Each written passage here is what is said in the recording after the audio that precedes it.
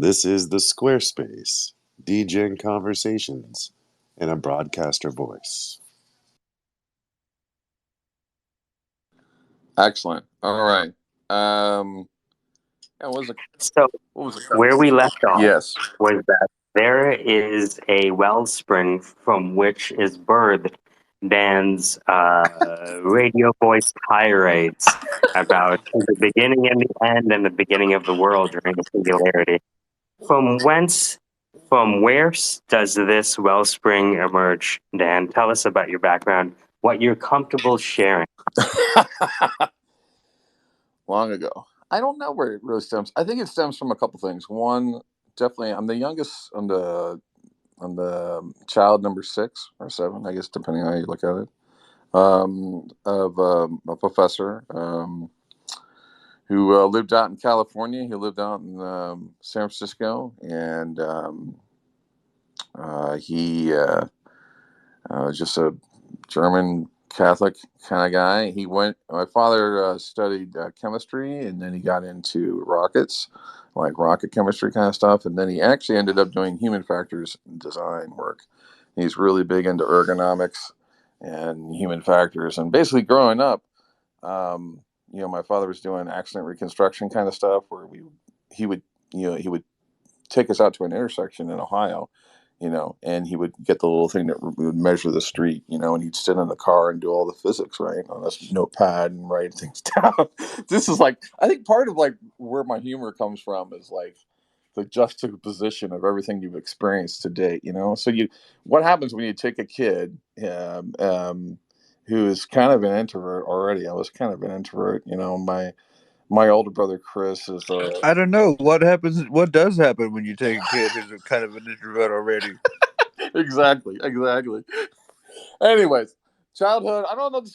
I get most of my humor is from actually the enduring experience of working with entrepreneurs and seeing all the players in the scene. Right. So there's the players who are trying. There's the players who are manipulating. There's the players who are opposing. There's just so much in the scene, and the conversations you have in the scene really they're kind of fluctuate by the level of capital that's either happening or not happening in the scene, the level of true hustlers that are really working. And most of my comic just comes from the comedic sort of audacity of people, like, wait, what'd they do? Oh yeah, she was upset about the machine, so she got a baseball bat, was going to go in there and destroy the prototype. I'm like, that's a bad idea. Let's talk her down in the parking lot before we create a lawsuit. It's like, so there's something about this aspect that's in me that's this kind of like hesitant, patient, but at the same time wildly open to like the the randomness in people. And I think I like to celebrate that in a lot of ways, and just sort of celebrate the weirdness in people, because that's the dynamic. Like, I was introducing a friend to somebody the other day. I was like, "Hey, it's my friend Will. He's a real asshole. In fact, he already hates your company. Don't worry about it. What's great about Will. He's the same asshole he's been for the 20 years. Like, that's a tribute of somebody who is like, he's human. Is he infected? No, he's still a human, right? Because he's like a consistent ale.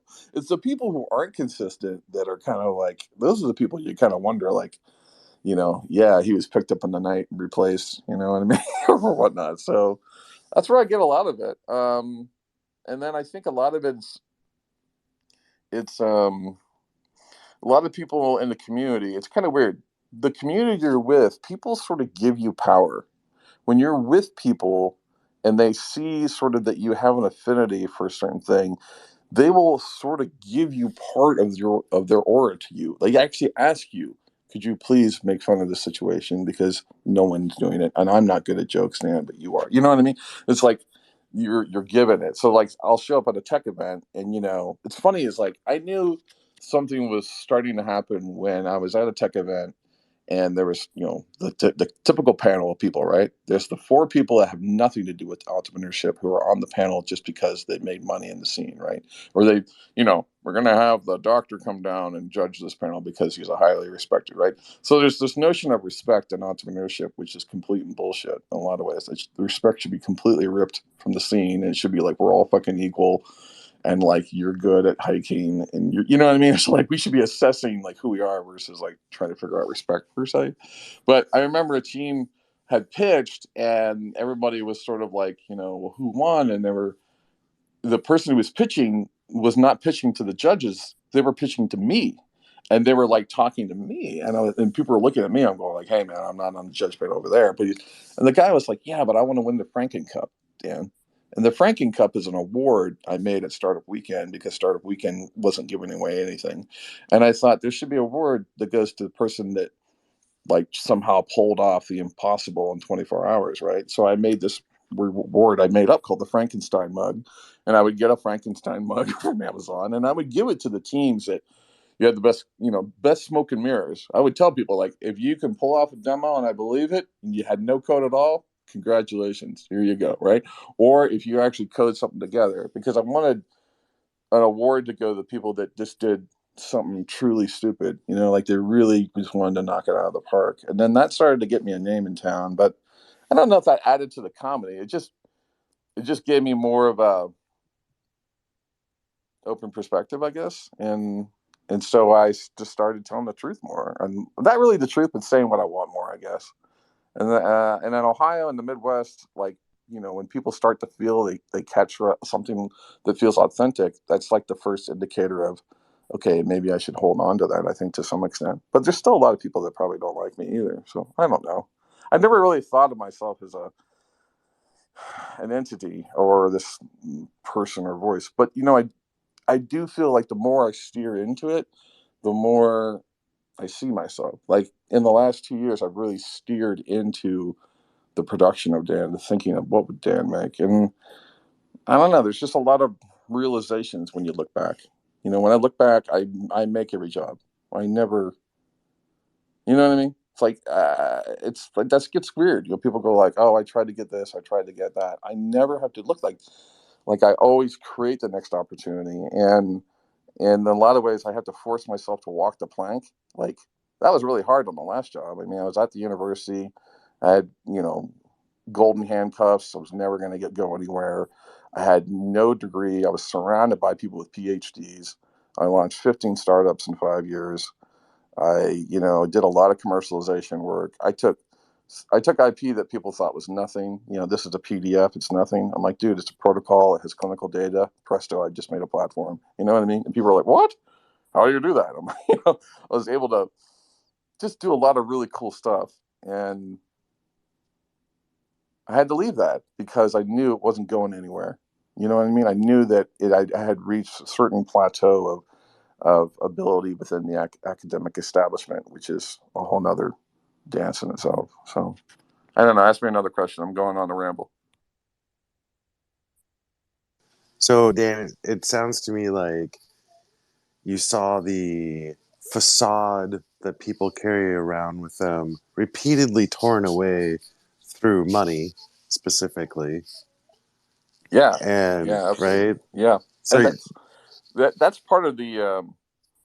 That's actually where you make some of your best comedy. Like I still feel like, in fact, I've written a pilot. I call it Intellectual Property, which is actually like a Netflix comedy series based on intellectual property and sort of all the things that happen in that space. Everything from just so many things that were so stupid back then that were so hilarious. Like the professor that gives me a napkin. I want you to patent. Here's my evidence. I'm like, dude, this is a napkin. This is not results. He's like, yeah, but get my provisional going. Like you in the academic world, you get to see all the sort of weird stuff that people don't see. People are like, I'm gonna like. I was listening to them the other day where a guy was going on and on about provisional patent, about how he's just squared away his business, and and it just made me laugh because that was the same sort of delusion that kind of happened a lot in academia, where everything was, based on this provisional patent, which, eventually it was that's just the government's way of sort of creating insurance around your idea. It's like a way for the government to just data mine and get tons of money out of you over the FOMO-ness of your patent, in which case you will never go to court to ever fight for. You know what I mean? Because you would never do it. So I don't know. There's a lot of stuff around the law. I learned a lot with lawyers too. That was some of the best humor I have is around lawyers, and especially around like how lawyers think, and like at least in my limited exposure of them. But yeah. Yeah, it's called, you ever study the case study of the Ford Pinto, and I've, you I've start heard of looking it. at the pricing of the human life. I would believe it. I'm sure there's something funny Yeah, there. yeah. You guys know about the Ford Pinto? The Ford Pinto is a car, and they put the engine in the back, not realizing that a lot of collisions involve getting hit in the back. Take that for what you will. And when you get hit in the back, especially in a car, it causes an explosion.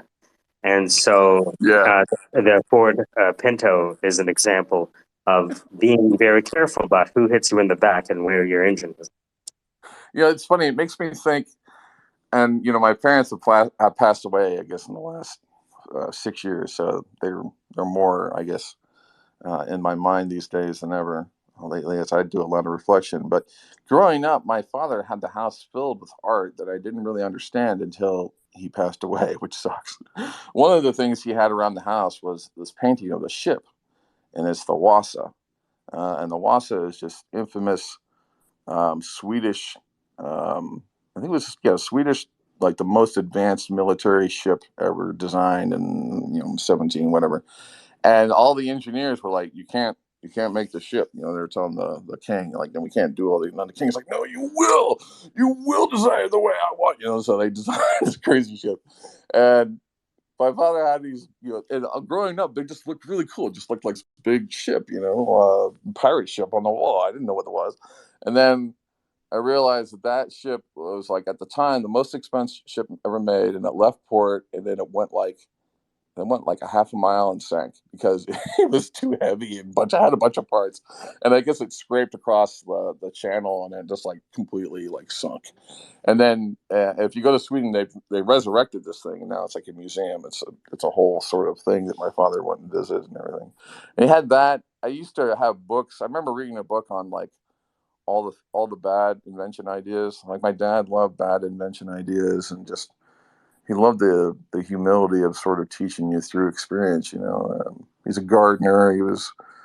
I just got a lot of stupid lessons in life. Dan, come out here and let's dig a hole. I'm like, why? Because digging allows you to think more about why you are on this planet. That kind of stuff. Hey, Ruben. That is the best possible answer to why we should dig holes for a start. That's incredible. because we're here. All right, come get a Right. fucking hole. Um, It's a very I, Ram Dass idea of the yoga of carrying water and chopping wood.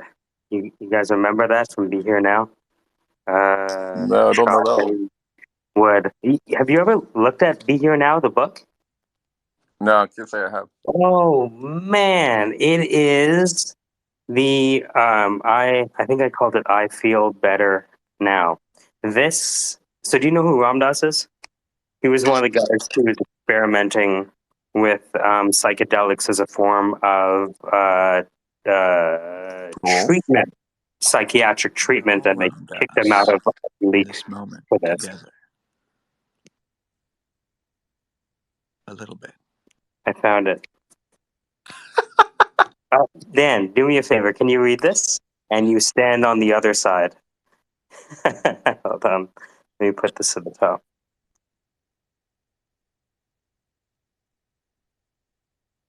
Oh, I got to put that funny thing in the top of the nest as well. Hold on. This piece, every once in a while I go to Quora and I answer questions, and then I try to make a video about them, just because they're fun and stupid. That's a great idea, actually, because those are validated questions in terms of demand. Huh.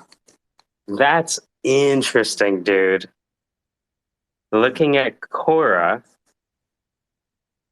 like Yeah. imagine So you wanted to create a course on financial literacy.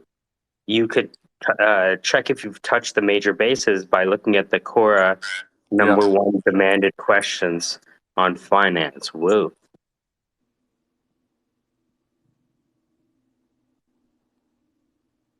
Also, if you like, as you're answering the financial questions, if you channel like Ram Dass vibes, or who I like to call Ramadama Ding Dong, then like it just adds this I don't know, adds a little picante to it. You know what I'm saying? So the content he's talking about is at the top. Can you see it, Dan? Yeah, Let hold on me. a second. Yeah.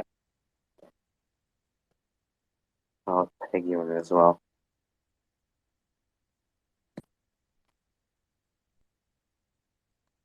Hey, question for Dan. So, a while back you mentioned forcing yourself to walk the plank, and it hit me. do you have a quintessential force yourself to walk the plank moment? Yeah, I think I've had that a lot actually. I mean, most recently I had to walk a plank in my own business. I was disappointed with the level of. I love our business just got big, and when your business gets big, you go from sort of your core vision and what you wanted to do to you're chasing payroll, and basically you're a slave to payroll. And I would, in a lot of ways, I didn't want to build a big company. I just wanted to build a nice, sustainable company, and then kind of figure out the next thing to do. But when you're chasing payroll, it just bad. And I sort of had to. I think I just pulled another. I think the other big lesson from that, there is really no such thing as a 50-50 company. In fact, that's a really bad way to run a company, I think, in some ways, unless you're third, fourth time entrepreneur and you've had it set up and structured in such a way that, you have a true decision maker and you're not. We're my partner and I are super opposites, and that's part of our power in getting things done. But at the same time, we're not always on the same page in how it should get done. And those are things that as we moved into the AI era and more advancements, I sort of started to want to disrupt the company that I started, and I that really started to show up everywhere. And the more problem as a CEO or whatever this role is, and it sucks. I hate it, and I don't really feel it anymore. I don't. I definitely feel like I'm discharged from it now because I sort of gave up percentage. I gave up percentage to not have that responsibility. And then I've seen my creativity and ability to create new realizations go up about 1,000-fold. So now I know that that role's not really for me. I'm not. I can be a creative, strategic thinker per se. I could definitely have a place to go, but the whole role of like a CEO ownership is just that's super hard. So I kind of gave up a lot of that, and then that as a result, I sort of walked the plank of control, and I was sort of left with okay, let's keep the company going and do what you do in sales development, but let's start thinking about what you want to do. And that's when I was turning into sort of the wind of myself. Like, okay, I decided to pursue Dan. What is Dan about? Well, Dan wants to write. Dan thinks he's funny, but he doesn't know. He needs to find a community to help him nurture that skill. That's where I feel like I'm here now. And what's great is that it's not a nurture and like, yeah, come on, work on your Daphne, or sound right. It's more like just stay yourself and have really cool conversations with your perspective, and that in itself could be such a great thing for people, And that's something I've always noticed is that when I do go and talk, I get a ton of people, and I think. And I needed that because at a point where I realized I didn't think I had anything, people came to me and said, "No, man, I got into this business because of you." It was just like, okay, I needed to hear that, but I also had to figure out how to productize myself better. You know what I mean? I don't know how to productize myself, and in a lot of ways, I think I do have this self-worth problem. I don't know what it is. What do you want to? Whether they call that the imposter syndrome or whatnot. It's a degree of that, but there's also I feel like a lot of ways, Ruben, I feel like I'm not protected enough. You know what I mean? I feel like I'd want more systems to protect me before I step out into the fullest limelight of possibility. Just because we're in a world of freaks, man. We're in a world where you got crazy kids shooting up, you know what I mean? Just the level of like what price do you pay to be yourself in society? I think is really starting to make you wonder. Maybe that's where AI will come and save us because AI will build all these defenses for you. Yes, you'll start paying them. Like I was factoring in last night, I'll probably spend 5 to 10 grand a year in AI tools just to maintain, maybe not 10 grand, but 5 grand a year, definitely between like, art tools, generation tools, the things that I sort of need, like AI art now it is part of my like entertainment, relaxation, regimen. I will not live without it, just because it's too nice to have. Sit down, type in anything in your mind, and see it massively presented in front of you. Right now, that's limited to this web construct. Pretty soon, I'm gonna be able to sit in my living room and go like, "Computer, give me a giraffe on a bicycle, and I want it to read the Constitution in Latin." All right, go. Well, the Yeah. future, there's just going to be carrot tops in the metaverse moving forward. Totally, It's all man. just It's prop comic shit. Just waves of prop comics. Um, so Dan, uh, you're hitting on a couple of things here. And there's an element here. I was never really super into comedy. Like my sort of version of comedy was hanging around with like the dads of the dads at the family functions and just like trying to out pun them. You know what I mean? During just making everybody else cringe, and intentionally, uh, sometimes more than others. And when I got to America, I started to get a finer appreciation for stand up, and not just the comedy part, but just listening to a bunch of the comedians when they were trying to talk about the craft itself. And I found that there's like this. There's a couple of parallels to the life of the creative, businessy human in ways that are, I would say, undervisible, right? Where as a startup-y person, uh, there's no good time, really. I mean, there's always a good time, but you just don't know where it is, and nobody else does either, right? Somebody once said that, like, if you get the timing wrong for a startup, it's essentially the same as being wrong, which which is just kind of brutal, but it's true. Um, and so it's kind of risky, right? If you especially like if you leave the day job, and then of course with doing comedy, like man, that has to be the most extreme version of that, right? And so I remember listening to a bit about Louis C.K. and how it took him years to come up with his first, solid five. And he says, if you want a solid five, get a solid 55 or whatever. And then one year, he just decided to throw out his entire set every year, and kind of it forced himself to man like be right on the edge all of the time, and it just started flowing right. Yeah, I love um, that. yeah, and I don't know if that works in startup land, or whether or not people like are doing it because they're kind of forced to, or like I mean it's hard, but like uh, I resonate with that plank thing, and I think there may be an element here, right? I'm not sure if there's a way to protect yourself, and I think that the any, I think that thinking that it's possible to protect yourself, um, may Yeah, protect you from your best work. You know? yeah, absolutely. I do think about that because some of my favorite stuff that I really love is really explicitly probably racist and some other stuff. It's not because I aspire to that Okay, in any protect way. yourself a little bit. Okay. Yeah. Well, I know it was funny. I was telling my wife yesterday. We were talking about. We are just talking about how you get introduced to culture growing up. And Right. I was telling her about that we're watching something online about that replacement theory that's out there. The far right has this replacement theory where we're trying to replace all white people on the planet or whatever. And I was listening to that, and they say the Jews want it. And I was thinking about it, and I was like, wait a minute, aren't the Jews white?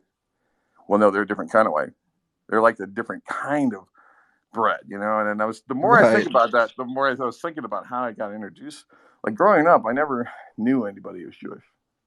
Like I was telling my wife, we were talking about this last night. It was like the Discovery Channel and the History Channel taught me who, what. It's funny how culture teaches you who those people are, before you meet them, right? And then when you meet them, you want to, you know, I just think of the perversions in my head. Like, you're like, oh, this is Dan. You should do this. Really? Show me your number. Like, no. It's like, no, the number is what people, what they had, he doesn't have a number, or you might have a number on him. You know what I mean? It's just like, you take the things from culture and you absorb them. And then, and especially in this culture that's moving so fast. This is a little bit of a sideline, but still speaks to it. So this week, I'm in my first Airbnb. I haven't been in an Airbnb. I avoided that trend for a long time. I don't know. I just didn't trust it. And then finally, my wife's like, get me out of the house. I need to leave town. I'm like, fine. We'll take you to Kentucky. We'll do some research on your family. That'll be fun. Great rolling hills. Everyone's armed. Should be fine. Right? So we go to Kentucky. And this is the first time where I'm watching dish television. I'm usually just cut the cord, watch Hulu, Netflix. I don't even watch TV that much. I can't. It's like it's for some reason I'd rather write, or I'd rather create than watch a show in some ways, believing in the fantasies in your head. You know what I mean? It's like you want to continue the show that you have already going. But watching dish television and watching commercials for the first time, like, I haven't been close to commercials in this kind of fashion. Sure, I catch them on YouTube or whatnot, but they're different. Here I'm watching just diabetes after diabetes commercial, right? And then new products, sort of like skincare products and everything else. But I'm like watching the show. Forget what we're watching. We were like watching old MASH clips or whatever. But at the same time, you start to absorb what the signal is, what is being pumped into you a little bit. And I started to think about that for the first time in a long time, almost like the blipverts from Max and Headroom. Like, what is this message I'm getting between, watching the show? And it's a constant sort of message of you're probably in a diabetic area, or, you know what I mean? And it's just something Right. you start to really think about it. Like, what is the overall message that's being pumped? But Yeah. It's interesting to see how targeting is expanding in a yeah, lot of it ways. really is. Yeah. When I'm not doing startup-y things, I help others do startup-y things. And in particular, as the early stage growth person, you've got to figure out how to take this, whatever it is, from like 0 to 1,000 users. You got to do a lot of research, right? And so you find yourself in all these little weird little holes. Like somebody is building a piece of software that's useful to lawyers, but only lawyers who are starting their own law firm. And so you got to find them after they're working for some other law firm and before Yeah. they start their own. And if you don't catch that window, then like you're too early or too late, kind of thing.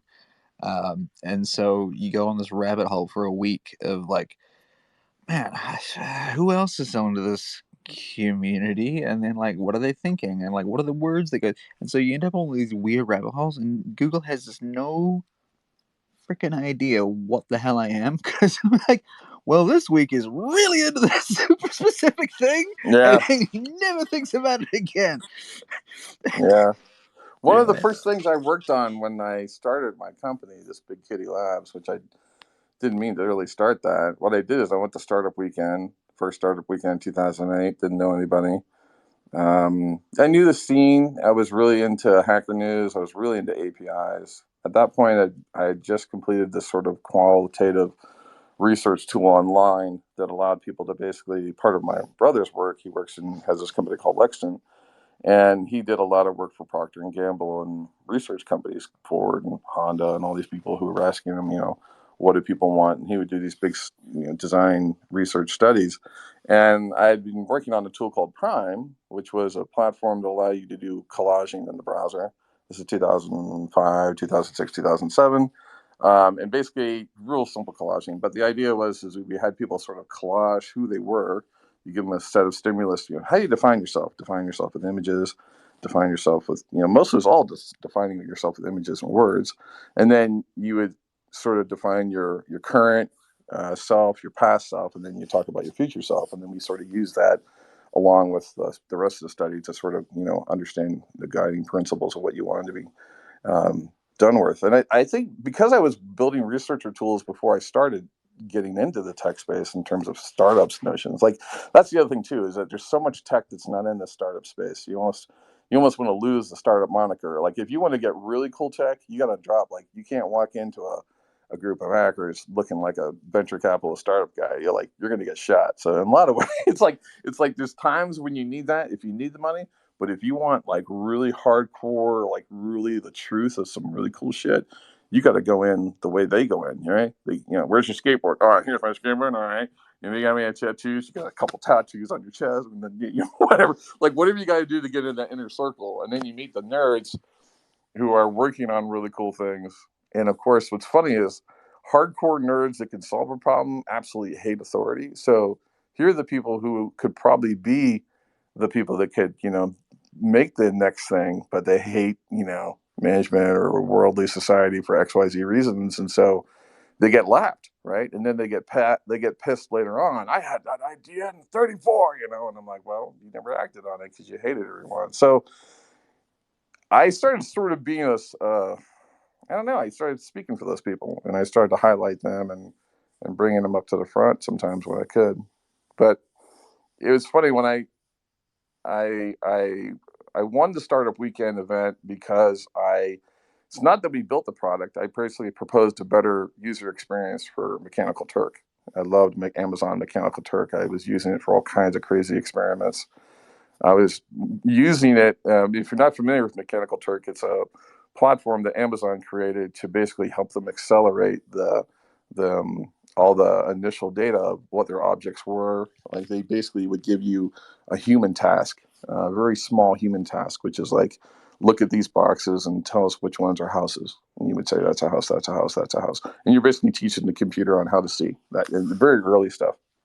And they would do these little tasks in this platform, and they would give you 10 cents or 5 cents. And it was just like, that's all they could give you, and it was all about just doing just like real fast type stuff. But that platform took off, and people started, asking, like, write my press release for 10 cents, or do this for 10 cents, or do this for 5 cents. And I was taking the research protocols that we were using in our research studies, and I was doing the same study online with Turks, but I was doing it for $10. I just wanted to see if I could get the same result. And a lot of times I did get the same result. And that made me think a lot. That made me start to think. This is before the Twitter fire hose really sort of kind of hit.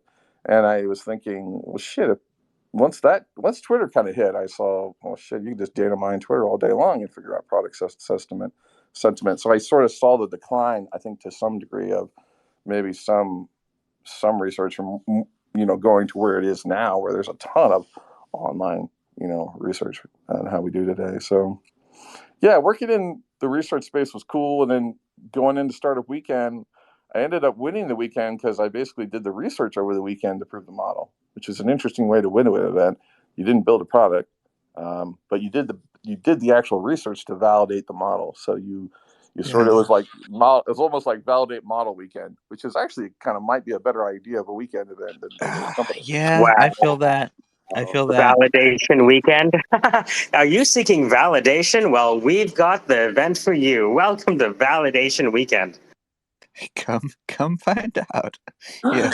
Yeah. And so much of it wasn't so much like what people needed to see is they needed to see who had the best level of like oomph in a direction. It wasn't completely proven, but it was partly the thought process. I think a lot of VC back then, it was like, who's got a thought process to emerge from this pack, and who should I bet on, in that regard. And they they gave me 50 grand. They said, Dan, you won. I was like, oh shit. What? Okay, and everyone's like, I'm gonna go get business cards. We're gonna quit our job. And I'm like, I'm not, because I'm like, I gotta go to a bit of startup wasn't, weekends. yeah, it was kind of crazy. But from that, we started a company called Geometric, which was a concept that turned into sort of crowdsourcing on basically crowdsourcing data online, doing like measurement tools and that kind of stuff. And it was just we didn't know what we were doing. We had 10 founders. It was just like, somebody shoot me now, please. The kind of thing. I remember leaving, and my Tushar, who was kind of a tech guy, he worked at Chase. He did middleware at Chase, API middleware at Chase. And he's like, well, sure, I'll go with you. And then I started helping him. He's like, hey, I'm working on a cricket site in India. And he was showing me the UX for the site. And I was like, geez, that's horrific. And he's like, yeah, it's really bad. And I'm like, well, let me fix I was working in UX, so I sort of helped him do some UX stuff on that. And then I wanted to create something. So I just created this thing called Big Kitty Labs, named it after my wife's cat. And I just wanted to, almost like a think tank for myself. My partner stayed with me, and we started building concepts on our own. But we had to learn outsourcing, or at least find software development. Every developer in the Midwest wanted, 150 grand just to say hi to you, and I couldn't do that. So we learned the dark art of outsourcing, mostly through my partner Shashar, who was just it's funny. He's just got the ability to navigate, the international sort of space a little bit, and we had a lot of terrible luck in the beginning. We just could not find anyone that could really make something for us. And so then I decided, well, we need to actually. What would happen is you would find somebody and you would give them money, and then you'd sort of invest in them before you know if they would work yet. And I was starting to see that as a problem. So I made a test. Where it was instead of bringing new concepts to people every time, I would create almost a conditioned concept. And it would only give people, the developers that we're talking, half the requirements. And then the rest was an aspiration of where I wanted to go. And then we tested developers to see if they could cross the gap on the aspiration side, meaning they understood what you wanted, but then you did the classic American human thing, which is you went all over the fucking map, right? Which is what you're going to do, and you asked for a bunch of other aspirations and things, and you were looking for a developer that had the insight or the ability to basically cross that gap. And I got really sort of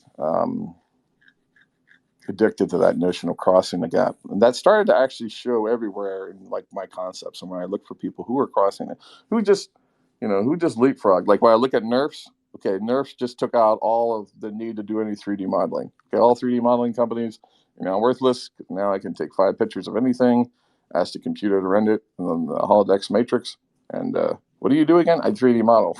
That's so funny. I remember people used to do that, right? You know what I mean? I'm sure that's still a need, but if you think about it, there's so many things that sort of just like leap over industries. You have to look at those leaps because they, like the minute, that's what's crazy about right now. Is that right now there are it is 86 patterns of shit, and they're all in the same moment of time, meaning that they're all going at the same speed, but they're all happening at the same time. Like if I go back to 2005 and I look at that same stack, there's maybe 5 things. Now we have it's just getting crazier and crazier. And I know that for as much as what I can see, I think about what I can't see.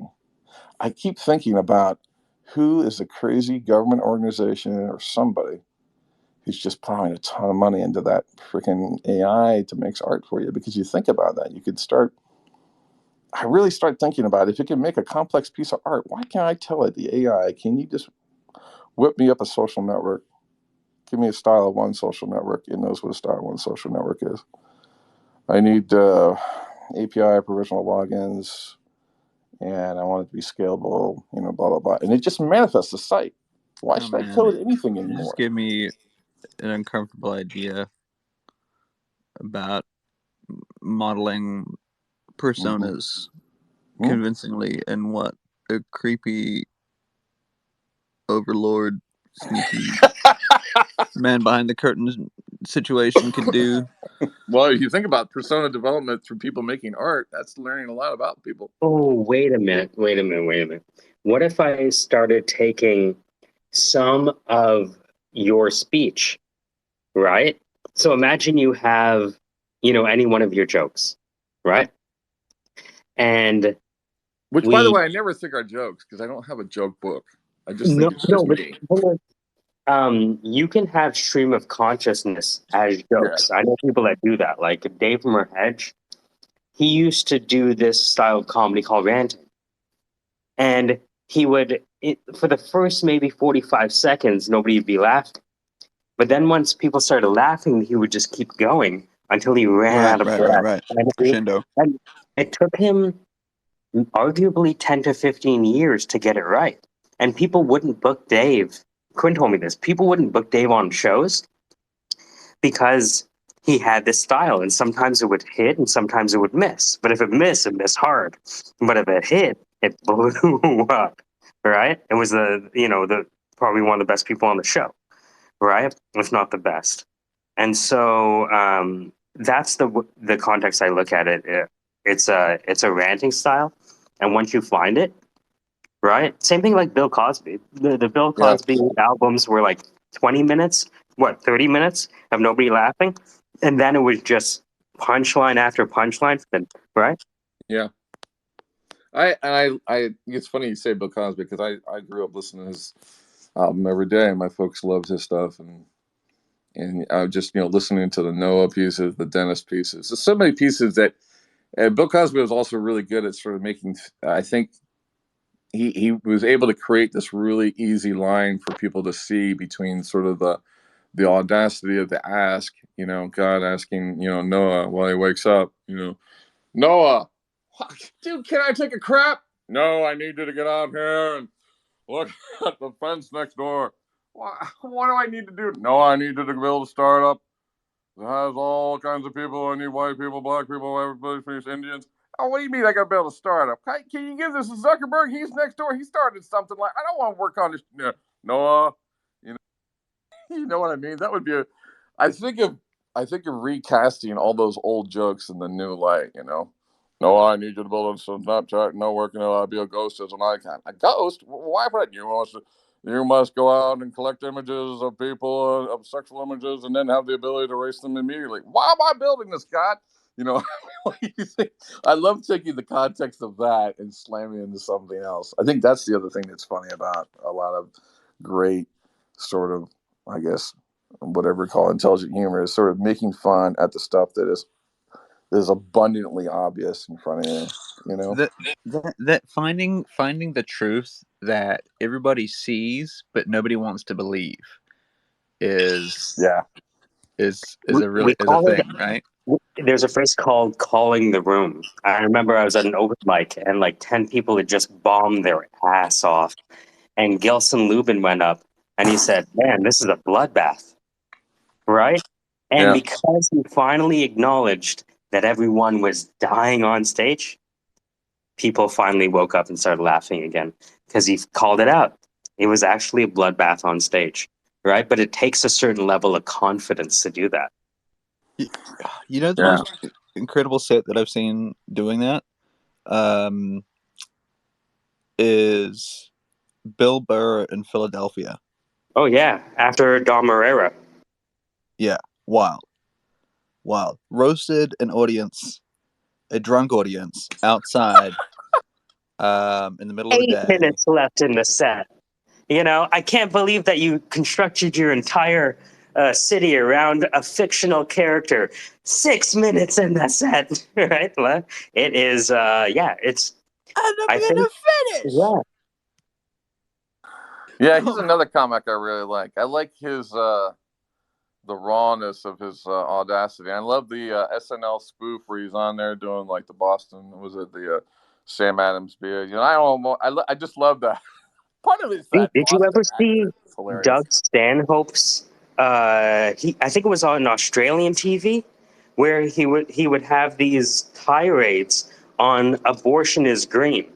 You people are trying to save money on gas while having 10 kids. Do you know what the carbon footprint is every time you decide to have a baby? Oh yeah, I mean that's non-zero, I believe, is the term. So there are formats for this. Oh yeah, this is. Have you ever listened to Doug Stanhope's work? Oh man, Dude, Doug honestly, Stanhope is scary, he's one of dude. my favorite. He's one of my favorite comedians. Dude. All right. Well, here's Yeah. a piece I posted to TikTok. I have various entities online where I try to be various characters, but you should check out that TikTok. So you attract funny. What is your name, Mike again? I guess their name's Mike. You should check that out, Mike. Where? Oh, you put it at the top. Yeah. Read by McGee video. Okay, Yes, one I second. do. I love the Snap camera. I turn on the Snap camera and I do all these voices and different characters. A lot of times it's therapy. Sometimes you need to like talk to yourself in another character. But I like to do. I was doing a piece on that piece up there. Rehi McGee is about 420, and I was talking about how St. Patrick's Day, is not really the day we should celebrate that much because alcohol is bad for you. But 420 is really a better day for you. So I was talking about just the comparison of that, and I don't know, stupid things. I think that's because I've done stand up and I've been mentored by comedians that have toured, right? It's, I guess it may be, I guess it might come Love that, from man. left field, right? It might come from left field, all of this stuff, but because I can literally look at the board and see, oh, this comedian I know is being played by Just for Laughs. Oh, this comedian I know just headlined Gotham in Manhattan, right? I know that there's this concept of being passing the just noticeable difference. You ever heard that? The JND?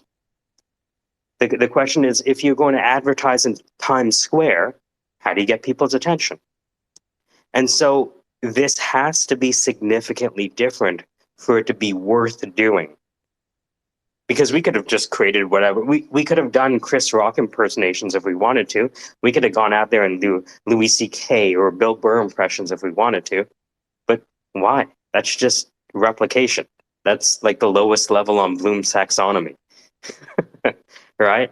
Let's do something that's significantly different for a very niche target market. And I found when we hyper focus on a niche, like Roma Spencer, her niche are Caribbean men and women that are seniors. And I'd rather focus on that niche than try to make her it's better to be a meaningful specific than a wandering generality. Yeah, totally. I think when it comes to when you think about niches, I mean, definitely a lot of this humor fits the startup niche piece perfectly, just because we're all hustling, trying to build things, and we all understand the perspectives of sort of like just different stories and how things came to be. Recording an album of the facilitation of a Google Venture design sprint, right? Pretty much, some ways, yeah. 9 a.m. We join Dan Rockwell at 9:05 a.m. of the Google Venture Design Sprint. On day 5, on Friday, they will have to present a prototype, a usable and useful prototype to the end users, or they all are fired. We join Dan live in vivo. Well, everyone, welcome. Why are we here? How might we fail? Right? And they're just like, what? I always like to dream of like the camps. I think about the camps and the conferences I want to run. And I'm starting to work on that too. It's just that sometimes, when you're an idea guy, you can definitely overshoot. And I can get too excited about things, about what I think I can do or what I want to do. And then then before you know it, you have sort of people, or what you have is sort of observational guilt debt. And that's why I think a lot of people stay, and don't expand, because they want to limit their chaos a little bit until they're really notion they're ready. But that's the problem is that I find that with software development. Like, if you never ship, so you never get what you want. So I'm sort of becoming very the opposite. I'm going to ship all the time. I'm going to. That's the only solution. Yeah, because it really is. The thing is, we're living in a world where our tools are changing by the day. Like, by the day. It's like, how do you do that? I don't know. This is how I did it yesterday. How are you doing it today? Oh, I found this new site. Right? Now this is doing my captions for me. Oh, look, I found this Instagram thing that'll auto caption it for me so I don't have to, type all of the captions. Society advances by the number of operations it can perform without thinking, Whitehead. And so our ability to collapse, like, it's almost like the 4-hour work week where the internet is your outsourced assistant. That is blowing your mind. And be like, what my assistant did the other day? What? Oh, it just fucking wrote all the pragma code for the NFTs. Really? Yeah, did you get it on Fiverr? No, I got it on Google. What? You know, it's funny. I saw a post the other day. I think it was up in somewhere in Canada. There's a place called Fresh II. It's a chain of Freshie, yes. grocery Yeah. stores. They're using a virtual cashier. They're paying these folks in Nicaragua $3.95 to basically run a virtual cashier system. It's funny because the food is supposed to be the wokest food in Toronto. Like it's a chain of woke restaurants. So it's all like tortillas and vibrant vegetables, right? What about fair trade customer service? Well, you know, it got me thinking about. It's funny. I had a friend of mine who actually lives in Nicaragua, or he's in the the Americas down there, and he's like, well, it doesn't seem like a bad deal for me down here. I mean, that's good money for us down here. I was like, oh, it's just. I think it made me think about fractional time. We were talking somewhere in another group, Twitter space, talking about this notion of NFT fractional time sort of enablement. In other words, if you're working at home, and we were talking about this from a sort of like a comedy perspective, like if you can, are we going into a world where we can actually sort of monetize our time or our presence in these fractional elements? If you're almost like we're not like we're kind of all on a superhighway, but we all choose to get on the highway whenever we want to get online and talk or not. Are we going to move? And does the verse actually sort of commit you to the highway? You know what I mean? Like right now, we choose to get on the internet. We can get in on the internet and get off the internet. We still have our identity. Well, We still not have it really. connected to us. Like there was an outage Canada-wide for the number one telecommunications company in Canada, arguably. And I was in a restaurant, and I saw how disappointed a guy was that he couldn't get his Indian sweets because he couldn't pay because the system was down. And he walked out hungry. Yeah. Yeah, it's interesting. Hey, Michael, how you doing, man? We got Michael in here. Yeah, Michael, what's going on, Mike? There's two Michaels now. And then there were two. There can only be one. Or maybe there could... Oh, wow. I guess he took it literally. I hope he comes... He may have just been listening. He's actually a good friend of mine. We talk about... oh, shit. Okay, good. Because I said there could only be one, and then he... All right, I'm sure he'll come back. But, yeah, I think I look at... So, you know how Agile is used for software development? I use that approach to creating media, right? Which is, hey, can you help me sell? I'm like, if I believe in what you're doing, yes. Okay, I believe in what you're doing. So what we're going to do is we're going to try this one thing. That one thing failed.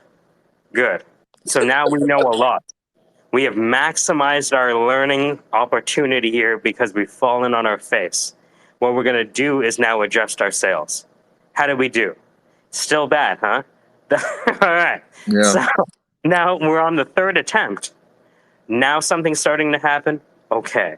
Now usually it's like on this 5th to 10th to 20th to 30th attempt. But it's how committed are you to bombing on stage? Yeah. Yeah, I don't know. I think there's a part of me, I keep thinking about the set I want to do, which is a mix of things, really, sort of like different bits I'd want to do. And a lot of it's just casual conversation.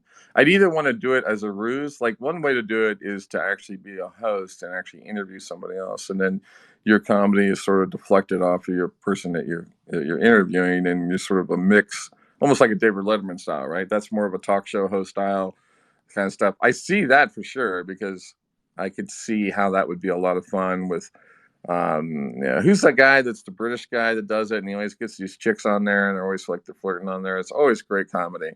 But I have the model. Yeah. Ryan Tice is a comedian turned creative agency owner. Probably owns one of the top 10 agencies in Canada, works with all the major brands. I first met him when he asked me to cover his show, and his show was called Monkey Toast, I believe. And Monkey Toast featured an interviewer, Ron, interviewing a Toronto or Canadian celebrity. And then the people from Whose Line Is It Anyways would act out a scene from the story that was just told. That was the show. I love the Whose Line Is It Anyway stuff. I always love that stuff. I like it. So imagine you just told your story, and then Colin Mockery goes up there and starts acting out this improvised, absurd scene based on the story you just told. It was packed. It was packed every time they did it. I bet. Yeah. I mean, Colin is, and he's. It's funny too. Is that what's funny when you start looking at people who I think about that as I would maybe do my comedy or even talk about it. I think about sort of like, I look at Colin, I think his best works are some of his earliest works where he's learning, and sort of mastering and experimenting and sort of fucking up. And then he sort of got into that sprint where he was really good. And now he's probably the sage, right? So you go through sort of the child, the learner, the steward, the king, there's sort of I don't know, there's some philosophy around those sort of stages, but you can then sort of look at those stages a little bit, and already you're sort of talking yourself out of knowing, you know what I mean? Well, That's the other thing too, is you the just need thing to is, sort of it's execute on it. always, it's never going to stop changing, right? Like the way I play music is completely different than the way I play. Like even in like when I was teaching music, I brought Pan Man Pat, who played Pan on Super Dave. If you ever watched that video from Super Dave where he has his marching band and it's actually the Right. steel drum. So Pan Man Pat is the guy speaking to Super Dave. We know all types of marches. That's him. So he came. I bring him with me everywhere I go because he's the one who basically proliferated steel drums and steel pan as a credit course in Canada, right? And so I learned from his lineage. And so even as I'm playing with him now, with everything I know, I see him playing and be like, wow, first of all, I know nothing.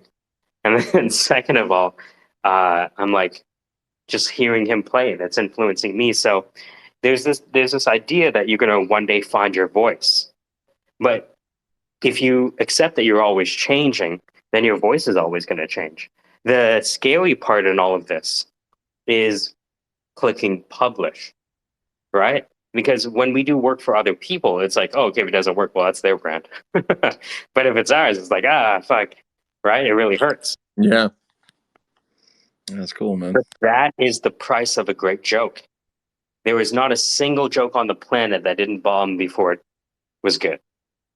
Yeah. Right? And even all comedians I know are constantly changing the way they tell jokes, changing the way they use jokes. Sometimes they have an idea for a joke 5 years ago, and then 5 years later, they're like, oh, that's how I use it. Yeah, I always dream of writing skits for Saturday Night Live or South Park just because I come up with great zinger material, and then I'm like, damn, where can I go? And it's a lot of it's timely. It's kind of like it's relevant to the current, time right now. But then, yeah, it's kind of weird. It's funny. I do have notebooks of places where I do keep. I'm mostly like a post-it kind of guy. I write down post-its, or I have lots of notebooks where I don't really think about it as jokes so much. That's the thing. It's weird thinking about comedy as like that. I just feel like it's my style has just been sort of, I don't know, matter of factness. What you're doing, while it has been done before, hasn't been done very often. And it has never been done by a practitioner in the field. For it to come from a practitioner in the field who can get to the heart of this agile versus waterfall, Google Venture Design Sprint, Startup Weekend, all of that stuff. Yeah. While they can make fun of it if they come, and walk around, It's a different level if it comes from you, because it's not what you say, it's how you say it and what you emphasize and what you put first, second, third, when you make fun of your knowledge of Yeah. the. I listened to a clip from Mark Andreessen with Joe Rogan. He talked about, religions all have this one really supernatural claim that the in-group defends. And that's this highly supernatural claim is that Occam's razor between pagan and believer, right? And so they Man. constantly go after the agile software development methodology, for example, or could be Bloom's taxonomy. It could be all of these things that are sacrosanct, right? Like I remember Dan Snowden, the Yep. I think he's an Australian, the Kinefin framework guy. Oh, not that. I thought you were talking about Snowden. No, this is a different Dave Snowden. So this guy said that there's 4 types of spaces. There's the simple space where input-output relationships are clear. There's the complicated space where the input-output relationships are complicated, right? There's a lot of if-else. And then there's chaos, but there's also this third, which of the 4, which is there is a space for which input-output relationships are murky and emergent. And that's the space we're in, where we don't understand kind of these input-output relationships, right? He talked about the fact that Eric Ries, the guy who created lean thinking, he went up to Eric Ries and said, "Oh, that was an interesting book you wrote." And he's like, "Thank you." And he's like, "Well, have you ever interviewed the people who failed?" And Eric Ries is like, "No, why would I do that?" He's like, "Well, how do you know that the people who failed didn't follow the same process as the people who succeeded?" Yeah, no, absolutely. I think that I'd be surprised that he didn't have a comment on that, because we not a lot of people really like to dwell on the failure, but it's definitely something It's everything. you'd like From to a stand-up read. comedy, Yeah. it's everything. Quinn used to watch his tapes over and over, asking himself, "So why are people laughing?" And sometimes I would be like, "They're laughing because you're black." He's like, "What?" I'm like, "Yeah, because you're forgetting what you look like on stage. You are 6'1" or 2" with muscles and you know what I mean, talking about this. While you're trying to make this point, they're looking at you and trying to reconcile." Right. And so there was all these things where, like, because he was my mentor, we would just talk and talk and talk about, like, why are people laughing? And it was a strange thing because you would tell a joke in one place and it would kill. Next place it would bomb. Yeah, And it's man. like, so what the and that's where I started getting interested in comedy, because a joke would work here and would like I'd get destroyed by telling it over here. And I didn't understand, like, what's happening.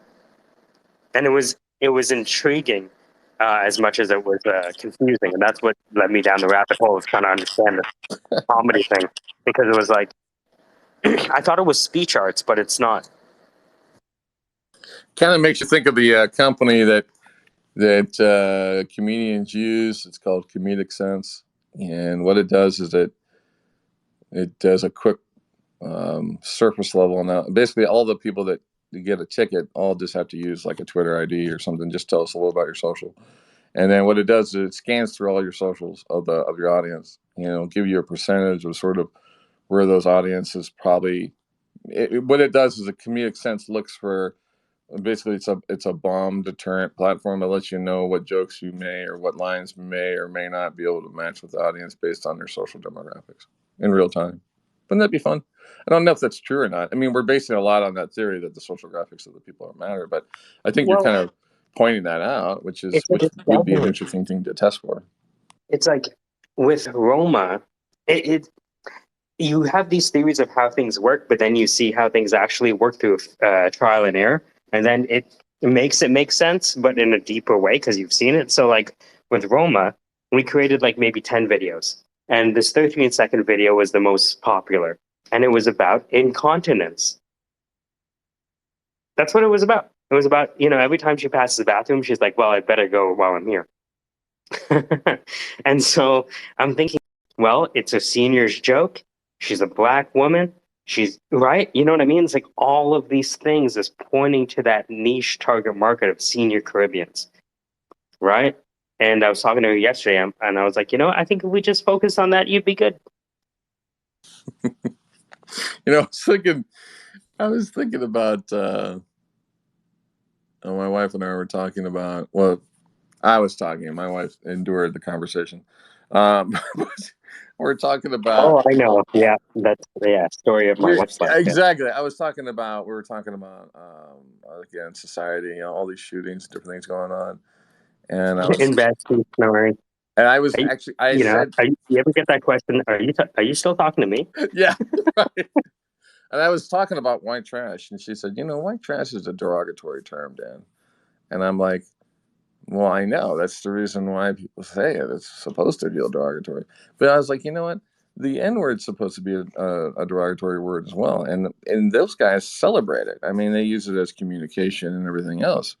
I mean, so then I was like trying to practice my what's going on, instead of going on, what's going on, my nut, right?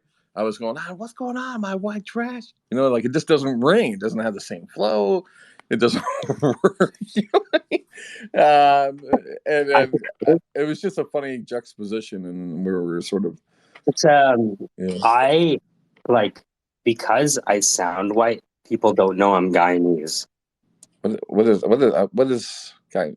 That sounds like It's South America. Oh my goodness, South America, right? Yeah. So I see it all the time because people hear my voice and they hear Caucasian. That's what they hear, right? And so what happens is they expect in real life, people expect me to have brown opinions. Does that make sense? Mm-hmm. Yeah. Right? And they're like my pronouns on LinkedIn is coolie. A coolie is a derogatory term for a West Indian person who all they do is carry your luggage. It's like comes from India, right from the train station, right? Oh, let me help you. Oh, Dad, thank you, right? So it's one of those things where, like, I could give a fuck about this stupid language shit, right? Like a lot of people don't know. I went to U of T Scarborough, which is the place that Jordan Peterson teaches, right? Yeah, you might not like what he's saying, but what he was fundamentally saying is you do not have the right to control my speech. And if you start going down that rabbit hole, you're going to be very surprised at what the other side is allowed to do if you allow that tactic to be put on the board where we're moderating each other's speech. That's interesting.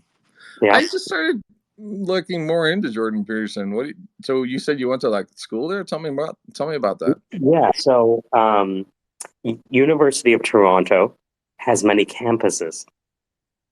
Some of these campuses are in nice places like downtown Toronto and Mississauga.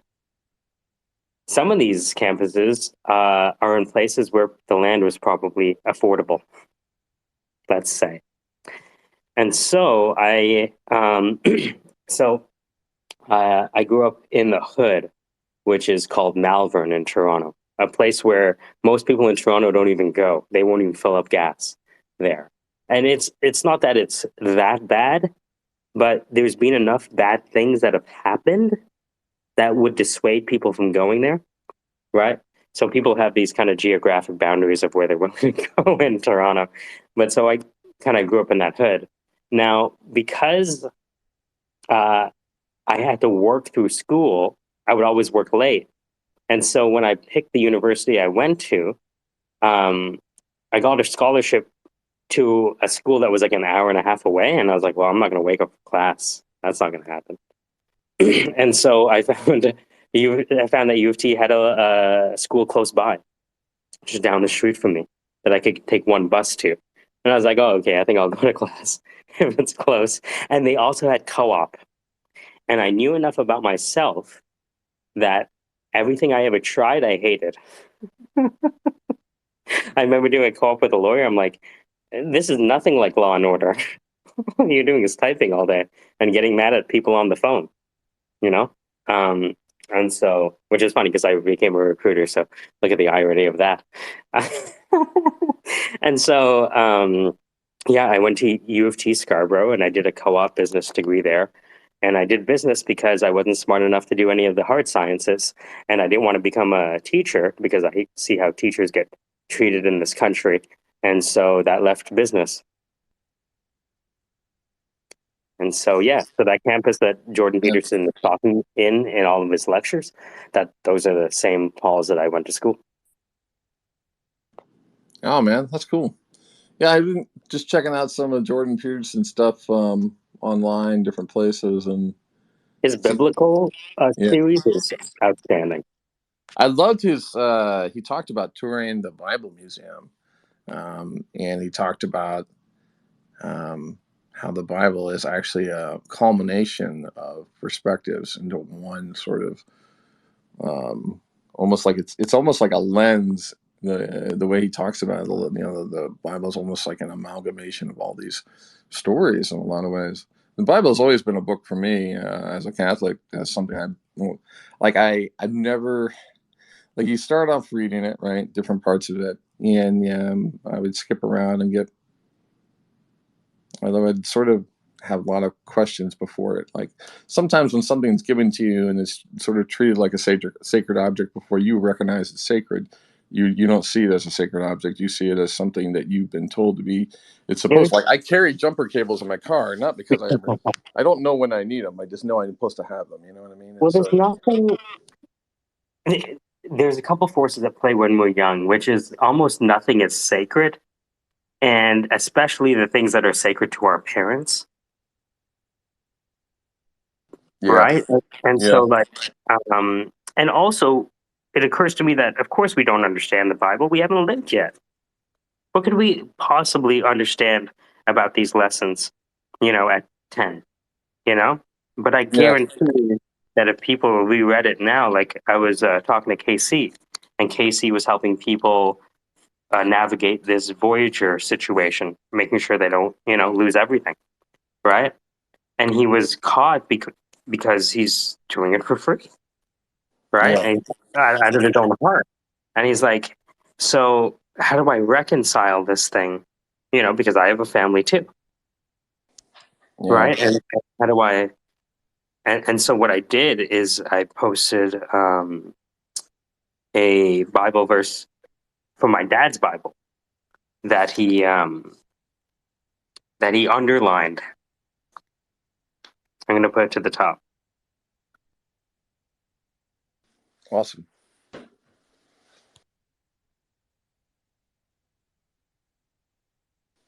I'm probably going to have to wind off here a bit. Going to have to get with the hun. Yeah. We're gonna go and discover brand new places here in Kentucky, trying to find the oldest living shotgun owner in America. No, not really. That sounds like fun. That sounded like fun. Thanks for the space, dude. As always, we carry on our conversations. Love it. Good morning, Meta Baby. How you doing? And Alaska down there and Web3. All you guys have a great day. I will check back on you, all right? Be safe in your travels. All love.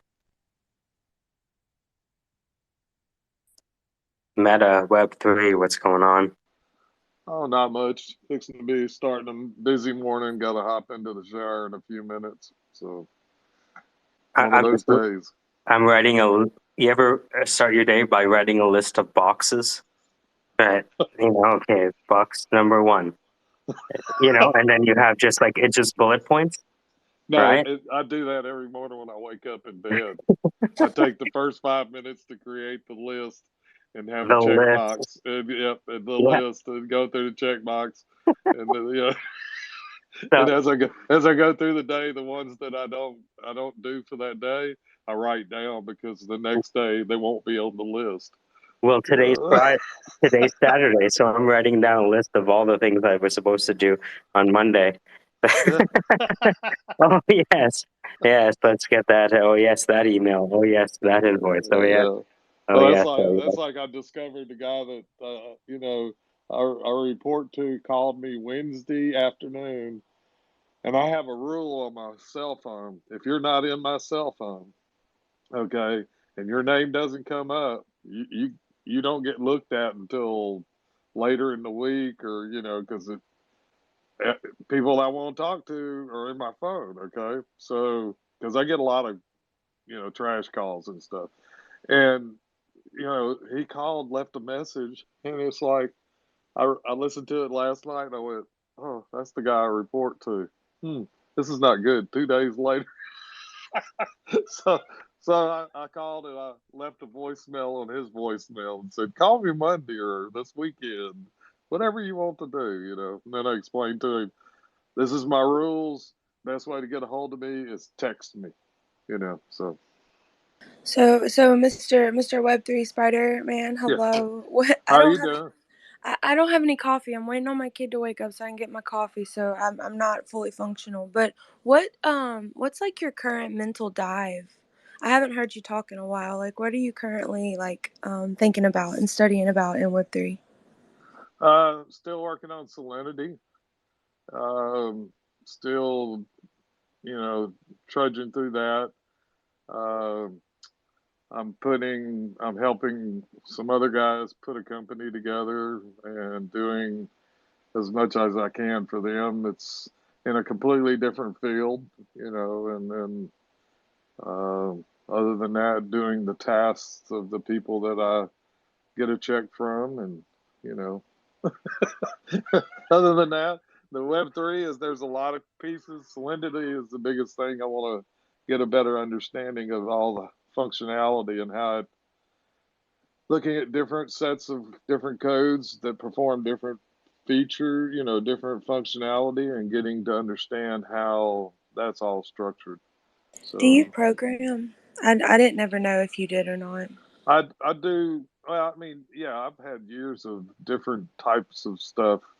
I taught myself Python here over the last 6 months because I've been experimenting with reading PDFs. I work in an engineering environment, so I was being bored one day and I decided, well, how can I read all these PDFs and gather and do a text index of all the SOPs, and then that way we can, I can try to create a way of searching for things and getting, good feedback, because there's no way to really search good way in the way they created all these PDFs, which they create them multiple ways. And, was just playing around Python, and then started getting more involved and said, I'm going to teach myself. And that's what I did over the last 6 months. And that came into play with Web3 because Web3 was, that's one of the pieces that I use. And, with the Slendy training and testing and all that, I use Python. So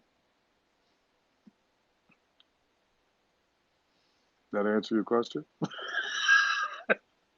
It does. Just thank you. I only have like little bits and pieces of knowledge about you, so I've often wondered. I love to ask people about themselves, and I often just pop into spaces like just for small amounts of time. So I only have like little bits, and I was like, man, I wish I could. Or maybe So You Want to Attract Funding should do it. I want to do like 10-minute interviews with all these people, and like, can I ask you all these basic questions about yourself? Yeah. Just for me to have, because I think people are so interesting, like watching the way they learn and the ways that they navigate and seeing their perspectives has always just been so fascinating to me. Seeing people's journeys and watching where they go. I just think it's so interesting. I love asking people about what they're what are you thinking about? Like, I understand that work. It's just like you learning is something that I've always thrived on, and I look in different areas, but I've also narrowed the scope because you can't learn everything, and there's areas that you want to be specific in, and that's pretty much from a technical standpoint. Like, I decided, well, I want a dedicated machine to run uh, all the development stuff for the Web3 instead of just running on a virtual machine. So I went and pulled one out of the garage that's old Windows 7 machine, and I put drives in it and set up Linux, downloaded PyCharm, downloaded VS Code, set everything up, loaded all the components to everything that you need, Node.js. And now the next step is to, when I have a lot of time, is to put things from GitHub and install them on the machine, test and play with it and see how they made those things work, and it's kind of like experimenting. It's reverse engineering. And then if I don't understand something, I'll go find out about it and read it. So.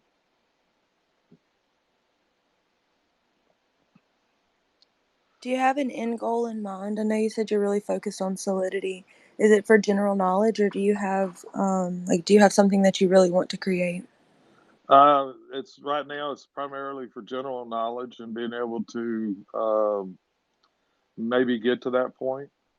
Because once I get a grasp, you know, get a grasp on how all those things, interconnect, or I get that global view of the functionality and what the different functionalities. It's like Mr. Moon. Mr. Moon is really into it, and he thinks a lot of times the same way I think, and he's learned a lot of things. So it's kind of like I have to play in the pool a little bit before I can step off in the deep end and try to swim.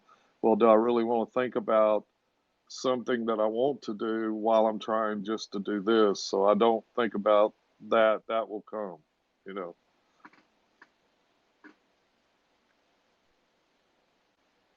Mr. Moon is he is a very interesting, wonderful human. I'm glad that I hope he sticks around for a while. I like Yeah. what he does. I like the way that he thinks, and he's also, yeah, like you said, he's very self-taught. He also works in the restaurant industry as well, if I remember correctly. Yep. Yeah, but he's focused on his project dudes at the moment, I believe. Yeah. And he learning how to, that's one of the things. Reverse engineering had has always been the basis of learning for me, because self-taught is pretty much everything that I've ever done. And you know, uh, creating things. I look at it, and I explained it to my nephew last night. Everything to me, I look at as functional components.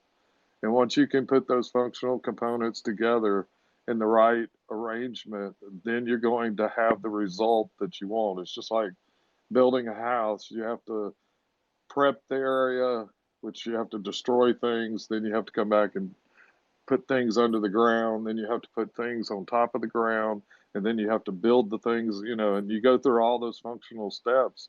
And then you have to deal with funding. You have to deal with, client happiness. You have to deal with all the people that are doing all this stuff. And once you work through all those different combinations of that functionality, someone who never did that type of work, once you break it down into those pieces and try not to absorb everything at once, and you do each one of those pieces and you know how they work, then you can orchestrate how they are put together.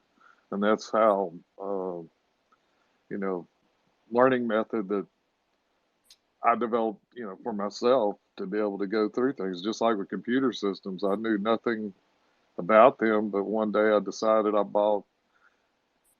buy a computer and taught myself how to do some software, and took 6 months, dedicated time to it, and worked through it. Once I learned it, boom. And the rest of it, technologies, I've never been afraid of it. And it's like AI, the unicorn.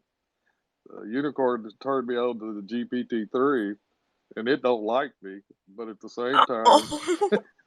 yeah, at the same time, it's fun to do that inquiry. But then also, like in Python, there's tools, and you learn more each step. And I was reading some mathematical stuff, and I kept wondering, what the heck is this stuff here? And this simple little formula, how does that do the neural network? How do you train it with bias? And then I watched Three Brown, One Blue, or the guy describe the math, and that took me back. Oh yeah, I remember that in college, matrices, multiplication and that kind of stuff. And I said, it's just something that you never use and you never think about. But then once I watched that, then now the formulas make sense.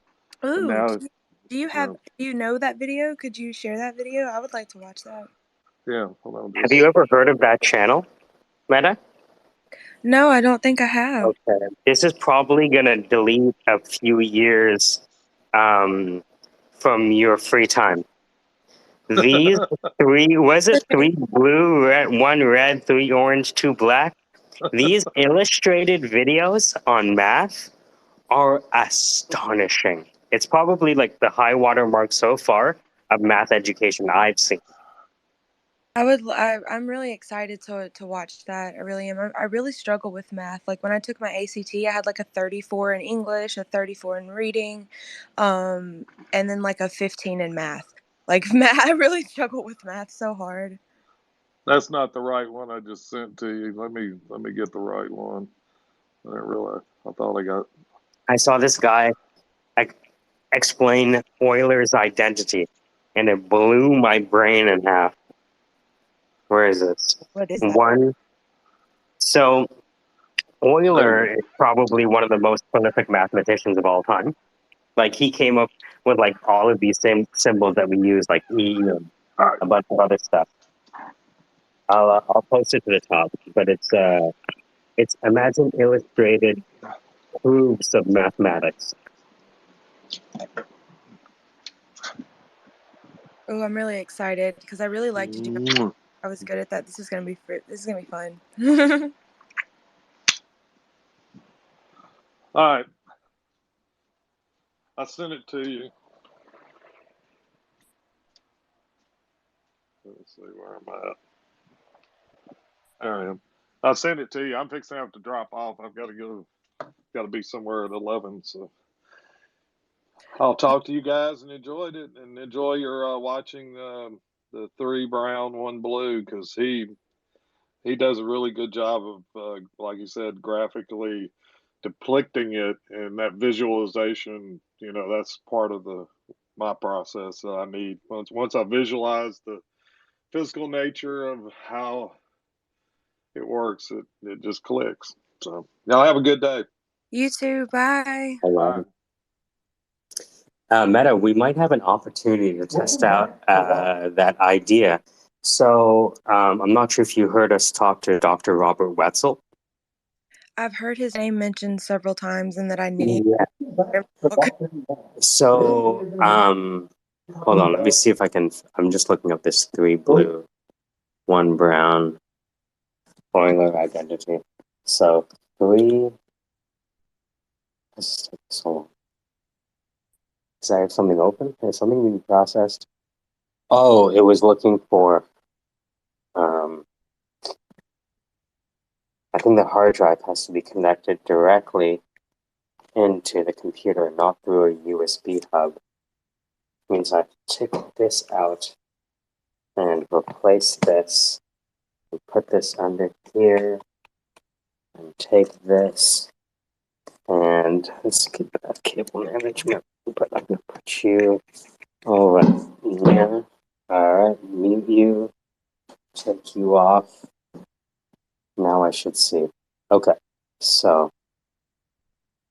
it's taking so long. So three blue, one brown Euler. It's Euler's identity. See, there's a secondary reason why I want to interview people as well. I actually wanted to ask you because I Oh, need, I need to practice talking. Really, it's not interviewing; it's just talking. I have Like the solution for you. you what? I have the solution for you. What is that? Go to yourvoicesmoney.com. Your voice is money. Mm-hmm. Let's see if it's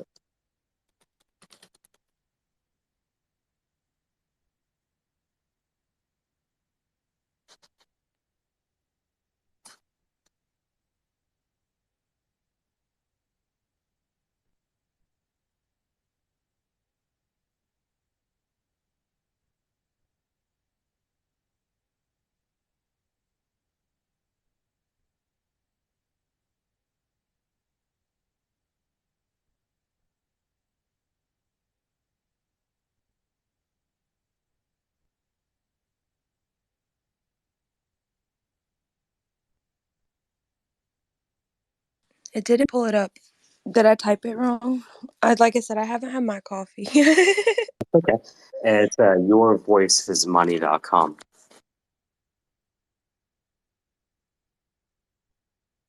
Right now, I just have a temporary site on it.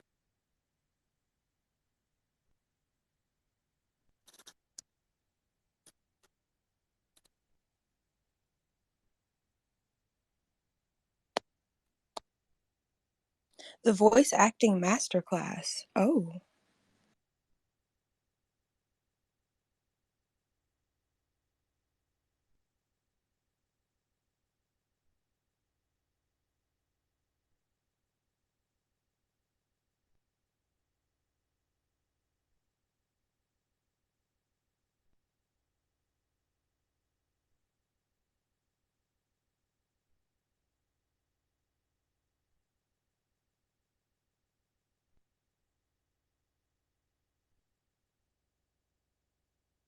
By a headhunter and a math teacher.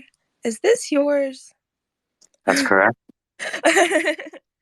Your wife is a math teacher and you're the headhunter, or the other way? No, that's right. You got it. Yes. Okay. She's a math teacher. I love that even more. Okay, let me go back to what I was.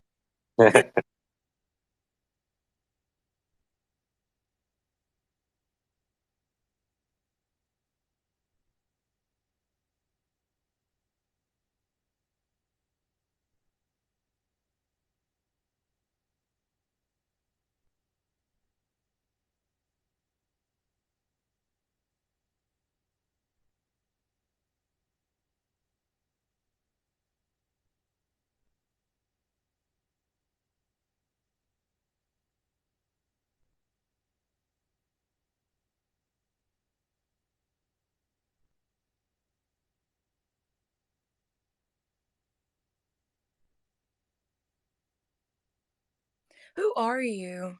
Who, like, this is so relevant and so accurate. When I was at the investment company, I literally started taking a master class for Chris Voss, and I noticed that I was like, my tone, I have to find my tone. There's a true tone that I take when I know and I'm articulating, or just being able to articulate my thoughts and put them to articulated wordings, and project it correctly.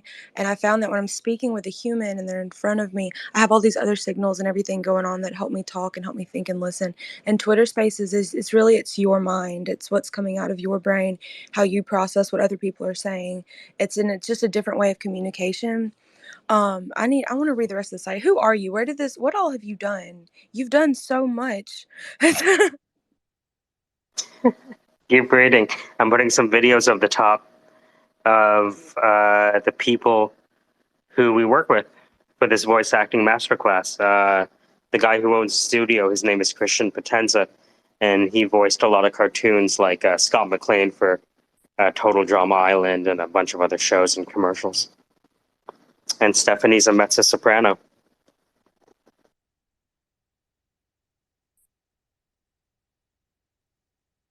Your wife's name is Stephanie? Oh no, Christian and Steph, they own the Infinity Forge. Yeah, I put the video to the top. I'm trying to find some more examples.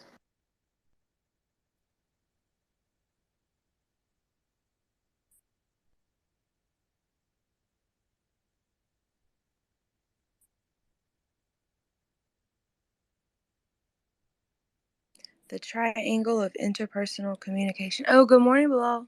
Bilal. Good morning, Meta Baby. Should I address you by Meta Baby? Yeah, Okay, that's Meta sounds Baby. good.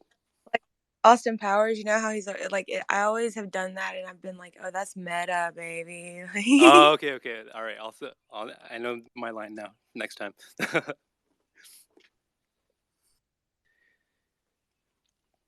were you guys talking about? What Meta Baby is looking at right now is she was telling me how she wants to, start interviewing and essentially transition in a new career. And I told her that I think we might have a solution for her. And she's right now looking at a website called yourvoiceismoney.com. That's your site, right? The one that you help make. That's right. So there's a lot of people on these Twitter spaces that I've talked to in private that want to go through the masterclass. So we're just putting together small groups of 4, like small community of practices. Like you might have an executive who's attracting funding. You might have someone who's looking for a job who wants to interview better. You might have a recruiter who wants to learn how to talk to candidates better. You have people wanting to do customer service better. You want have, it could be child prodigies becoming voice actors and actresses. So MetaBaby, I think you found like the perfect guy to like talk to, because he has like a mix of recruiting and like he has like a whole network of people that are into the whole voice thing. I think it's an awesome mesh. Yeah, we have a strong community of practice here. Like with what Bilal's doing, Bilal introduced me to Dr. Robert Wetzel, and I'm about to do an interview with him, right? And I just sent him the agenda, and I was going to tell MetaBaby if she wants, she can join that interview with myself, Ruben, Bilal, if you want to be Belial. No, just you call me Bilal. You call me Bilal. Don't Yeah, worry. Bilal. I want to make sure, Thank you. sensitive, right? So it just it's just one of those things where, like, if you want to be on the call, Meta, right, and you can chill in the back, maybe make a list of questions, and it would be interesting to hear your perspective, because your perspective isn't muddied by a lot of the models that we bring to the conversation. So our models help us understand certain things, but because you don't necessarily have access to the same thing that we have, you're going to see different things. And plus, it's 3 guys talking. So it would be great to kind of balance out that divine energy, you know what I'm saying? when are Right? you going to talk to him? It's going to be some evening next week. Oh, yeah, I do work, though, so it might be on a time that I work. But if I'm It's not okay. working, I would love to listen. I would love to be around for that. I'm trying to. I'm a very nervous person, so I'm actually like I'm good with strangers, but I get shy, that whole like interpersonal communication thing. Good. And so like my nerves will like make me be quiet. I'll lose my voice. It's interesting how that's, and it's, yeah, you're right on the money. I'm So, like, I will. so I'm talking to MetaBaby, and she's in a career transition right now. And everything she was speaking to told me that, to overcome her nervousness, because she has a couple degrees in IT, you know what I mean? That kind of thing, right? We just need to kind of unleash it. How would you describe the voice acting masterclass and the benefits to people in tech who need to get their point across? It's transformative. Like, it's not like any type of class I've ever been a part of. Hold on, I gotta pause what I'm doing right now. I just kind of pulled me out of what I was doing. Hi. But the part of the course is really interesting is that it's really gets and delves into why you sound the way you do, because you can't really affect your voice unless you know what your true sound is. And what we're doing right now isn't what your true sound is. It's kind of like a dance of creating a persona in the way that you want other people to see you, if that makes sense. And what's neat about this course is that it really takes you through your own personal journey and what has gotten you to this point. Why do you affect your voice the way you do? And how can we get you to sound the way you want to present yourself and be seen and sound it as? That was a terrible sentence, but I think you get what. Seen and sounded as, I like it. Right? So, like, if you met me before I did this course, you would not recognize my voice at all. And to the point where I gave my I gave my voice demo to a few friends of mine, and they had no idea who the voice was. They didn't recognize me at all. Like, my family didn't recognize me either, because of the affectations I think I had been putting onto my voice at that point. But How long ago did you take that class? when did we take it? It was before the pandemic. So when was that? During the pandemic. Like, just at the beginning, though. It was before really it started. So I guess 2 years ago? Yeah. And how many people do you think you've walked through and that you have taken through this? 20 to 30. That's amazing, honestly. because the way And the neat thing about the course is that it will go as deep as you're willing to go.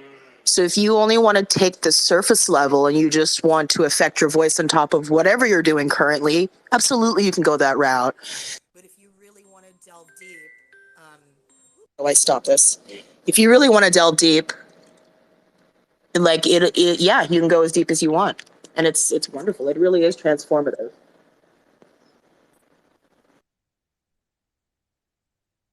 Well, and it's very important to be able to articulate yourself and the things that you know and to articulate it appropriately and to be received well.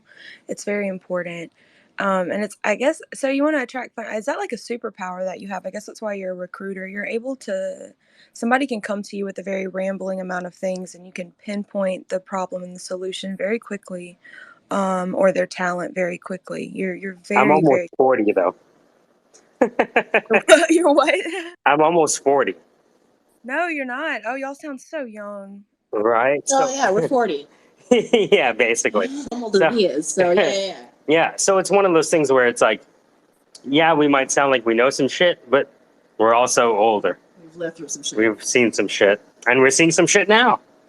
Shit that still makes us upset. Still, stuff that still confounds us and confuses us. Hey, how is Canada's telecom industry? I saw that all over Twitter yesterday, and it made me. So, do you know who Zen Futurist is? I actually sent him a message about it. Have you ever talked to him or know who he is? No.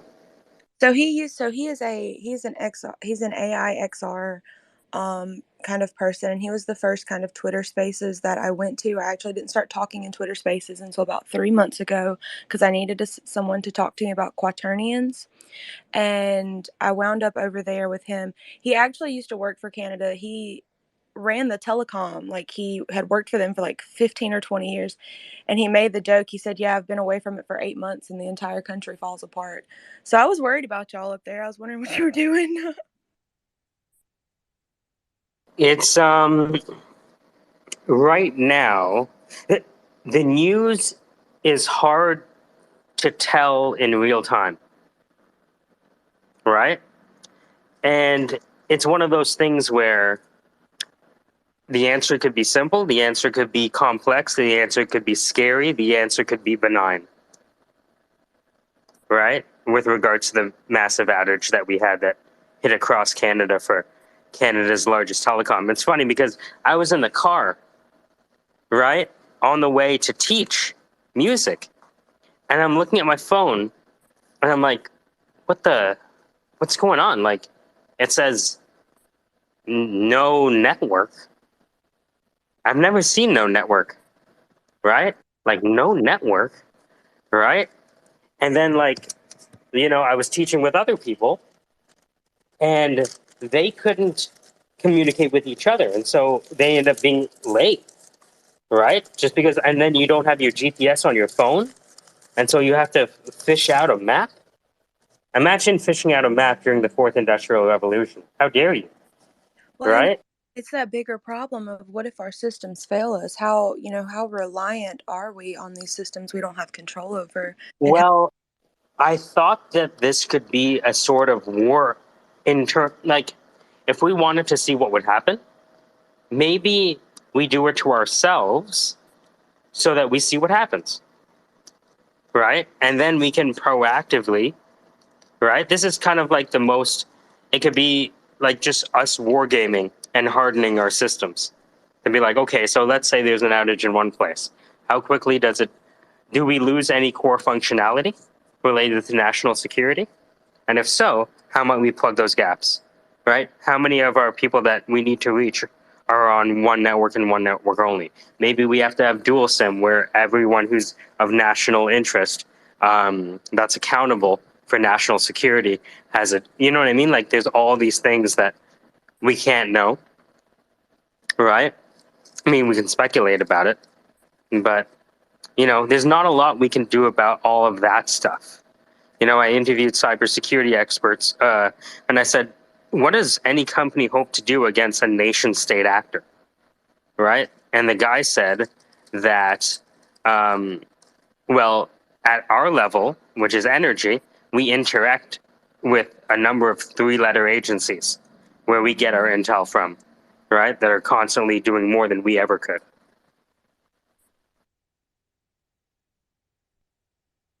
And so we effectively wouldn't stand a chance. We would definitely be at the mercy if someone got a hold of our systems, would we not? Well, that is the whole problem about putting AI in a car, let alone your home, let alone your fridge, let alone your stove, let alone your gas line.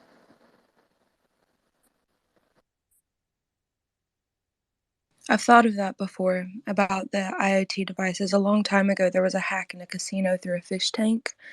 And I've never put an IoT device or anything in my home, not because I don't appreciate the technology, but it makes me so nervous that someone else could take control over me and my life in so many different ways.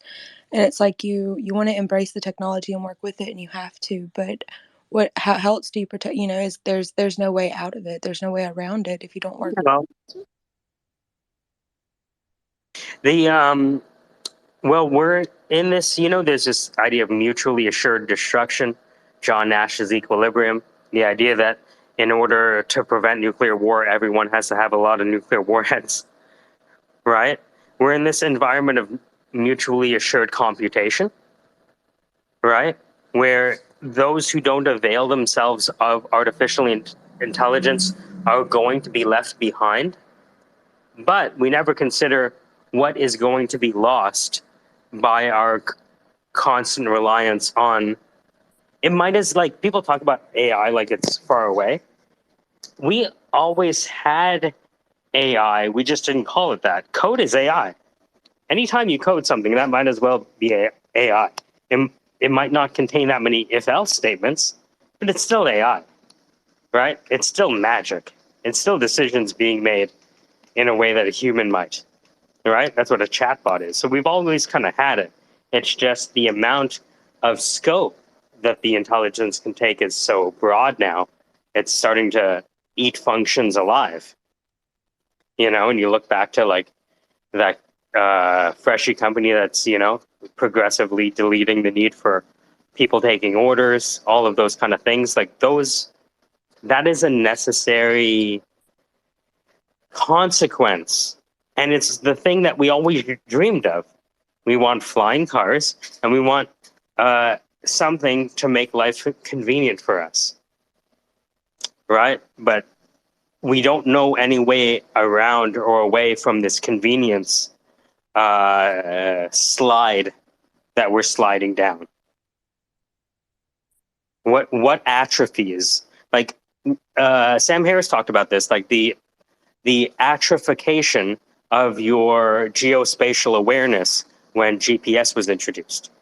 Before, we used to have an internal GPS that helped us, but now with the introduction of Waze and Google Maps, and to a lesser extent, Apple Maps, right?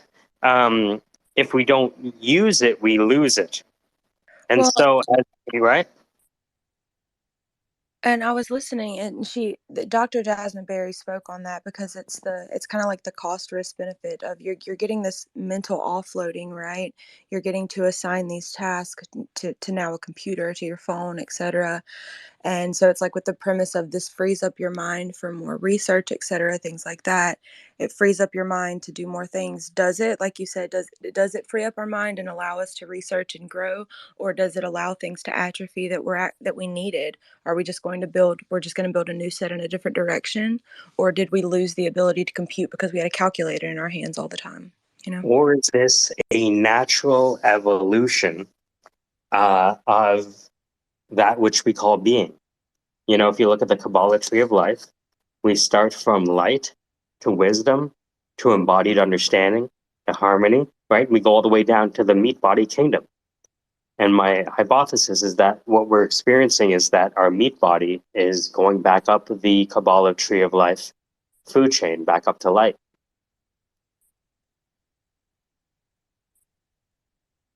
Our gelatinous meat suits are evolving. Are returning to their original form, which is light itself, on and off, fiber optic cables. I read a study one time about, oh gosh, I can't remember the right term. I think it was optogenetics, but it was altering our minds and our memories with light and actually being able to change, just the way that we think and the way that we see things just by using light. So it's interesting. We are just beings of light then, if you think energy is all around us, right?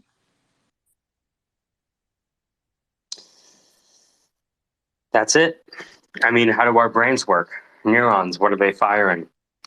Right? They're not firing electricity. Electricity. Yeah, that's it. If you look at, you ever see those experiments where they run electricity through a frog's muscle? Oh. Yeah, and then it moves. Yeah, Right? I'd assume so. Yeah, It's like the right. Doctor Ho thing. You've seen the Doctor Ho, like those little things that you strap to your muscles, those stickers. Mm-hmm. He's been in business Yeah. for a long time. Anyways, that's off topic. There's a book called The Electric Body by Dr. Bernstein, I think, or Berenstein, if it were in the mandala book. Berenstein or who?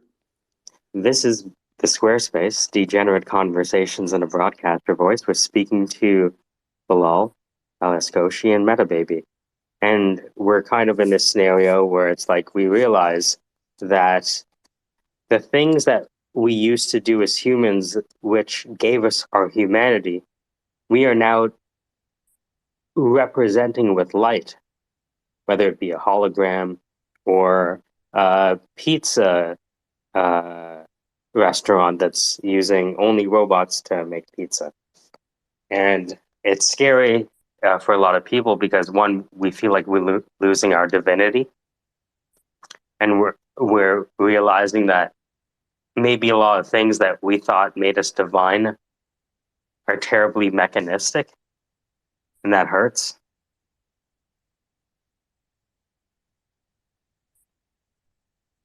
The things that made us human are terribly mechanistic, and that hurts.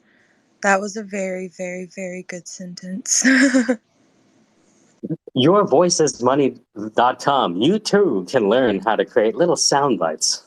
Sorry.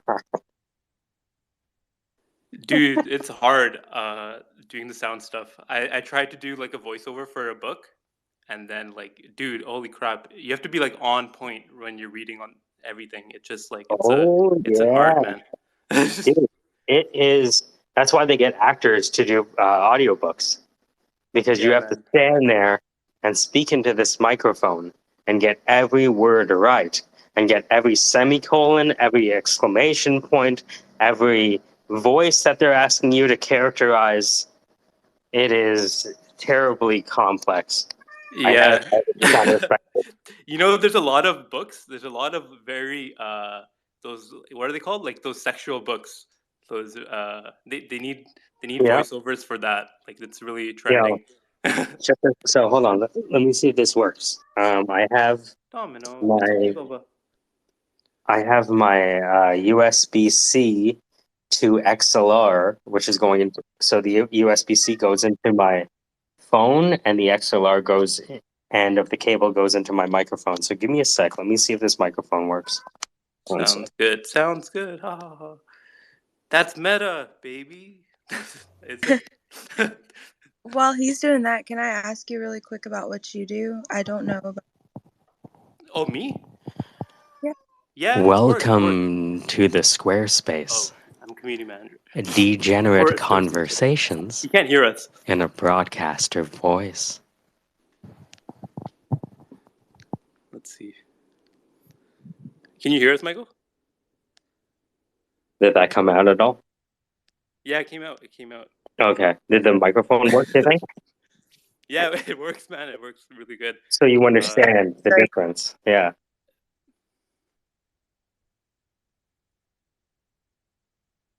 And you realize, like, the power of voice just like blew me away. And I look back at my life as a recruiter, living my life over the phone and taking this whole shit for granted.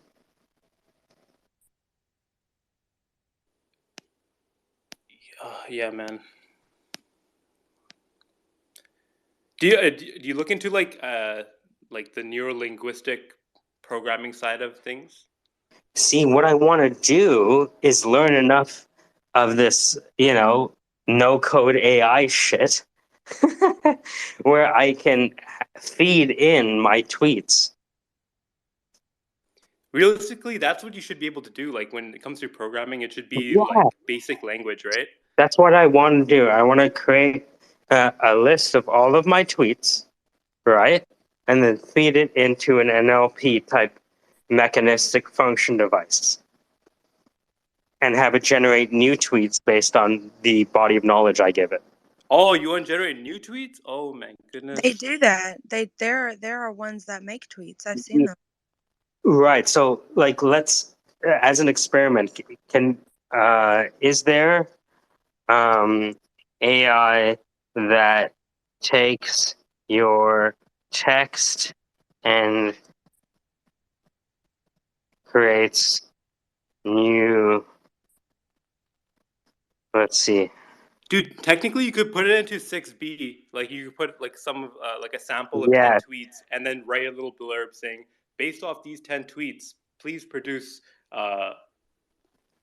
3 more tweets or something like that.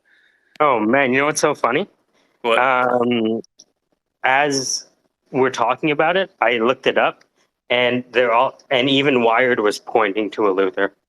So I think you're right. So let me do an experiment right now with you guys. So the experiment is I go to 6b.eluther.ai.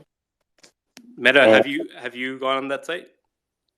Oh yes, I had a lot of fun. I watched Michael make it give him Solidity code, and I started asking it about how it would do homomorphic encryption, and I kept trying to get it to. whoa.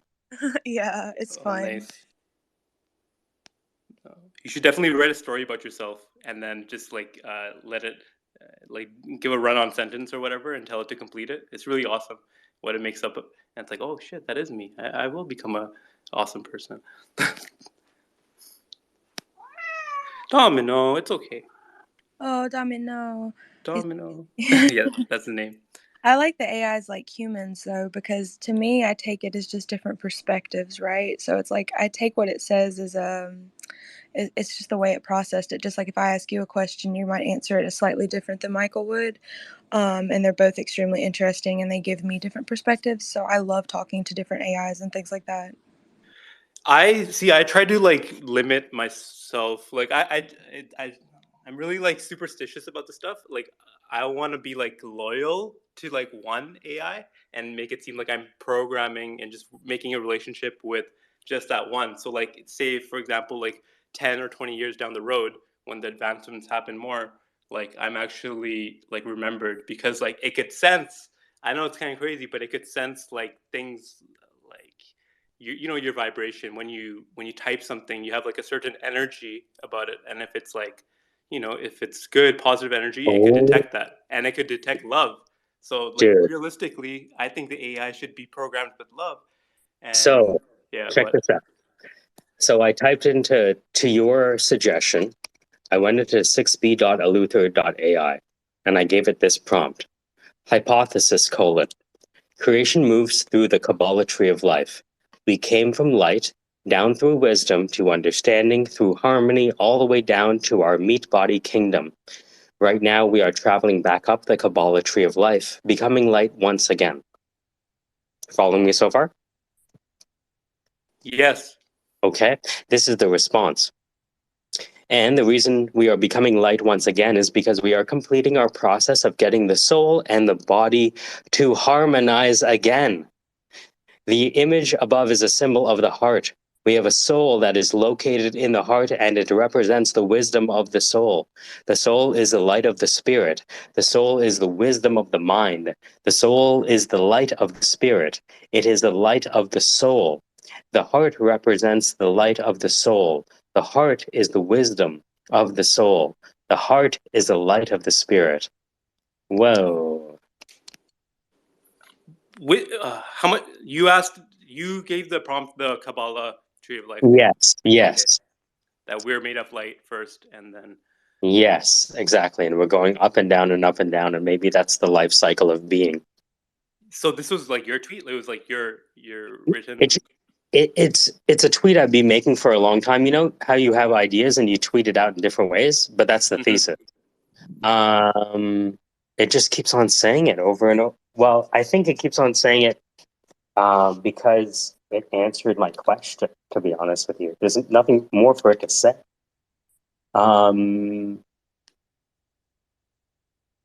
Let's see. Let's hold on. Let me post this to the top.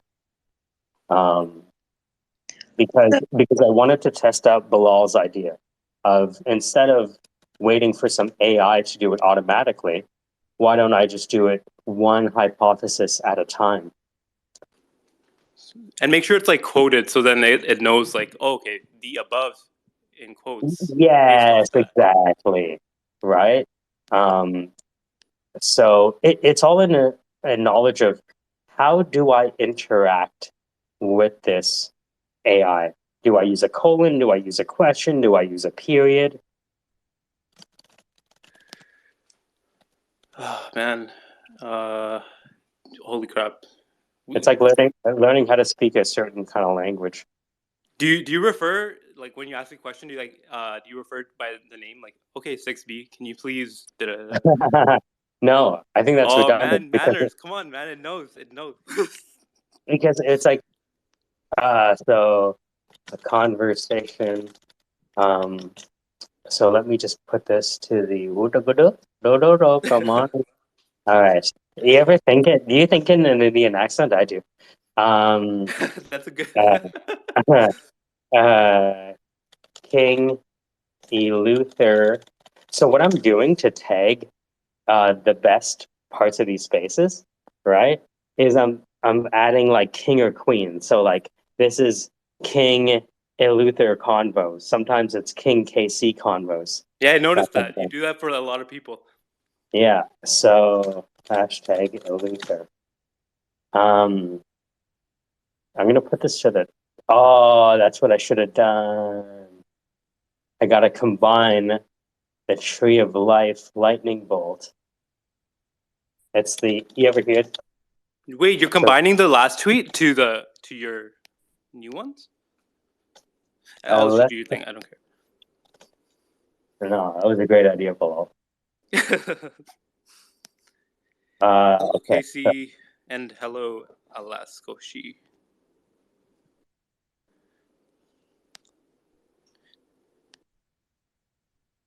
Okay, I figured out how to put these two tweets in a way that's going to make sense. Man,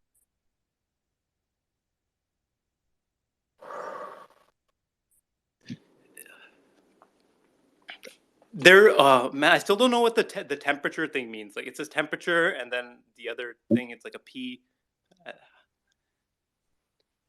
I think you'll, regardless of what they say it is, I think you're going to discover how it reacts. Does that make sense? Yeah. Right. Yeah, There's a stated intent, and then there's what actually happens. So.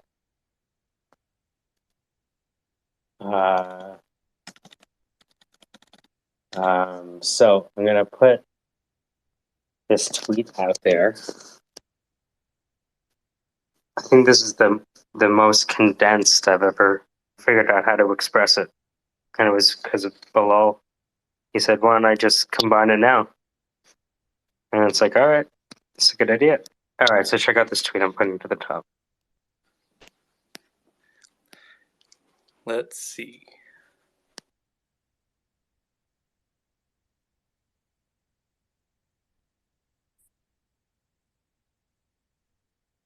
I'm about to have to go, but can I tell you what Luther just told me?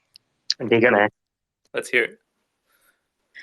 So I asked it to kind of talk about the human's journey along the Kabbalah tree of life. And basically, what it says is, what is the human's goal along the tree of life? What is the human's purpose? What is the human's mission? Think about what you would say to someone who is trapped in a cell and how that relates to what you would say to someone who is trapped in a prison of their own making. Think about what you would say to someone who is trapped in a body that has been damaged by their own ego. What is your relationship to the human's ego? And then it said that 6 times. And then it said, think about what you would say to someone who is trapped in a body that has been damaged by their own ego. And I really enjoy that. I'm going to save that. And I'm going to go get coffee. That's a really interesting thing. And it said that 6 times about the ego. Yes, it said it 6 times. 1, That's 2, 3. significant. All these things mean something, like the amount of numbers and all that. It's always everything in life has a pattern. So The repetition is an emphasis. yeah, exactly right. When it starts doing that, sometimes it starts whenever the Luther ends its statement, it will just do that. Let's read this thing. I want to read your pinned tweet. Hypothesis. Oh, okay. Ooh. Coffee. Think coffee.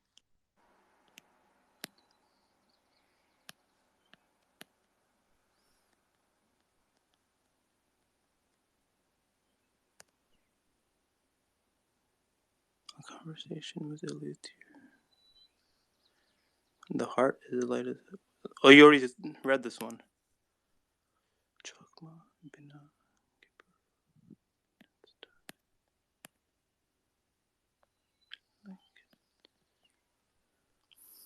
The heart is the wisdom of the mind. That's what I held on to that one.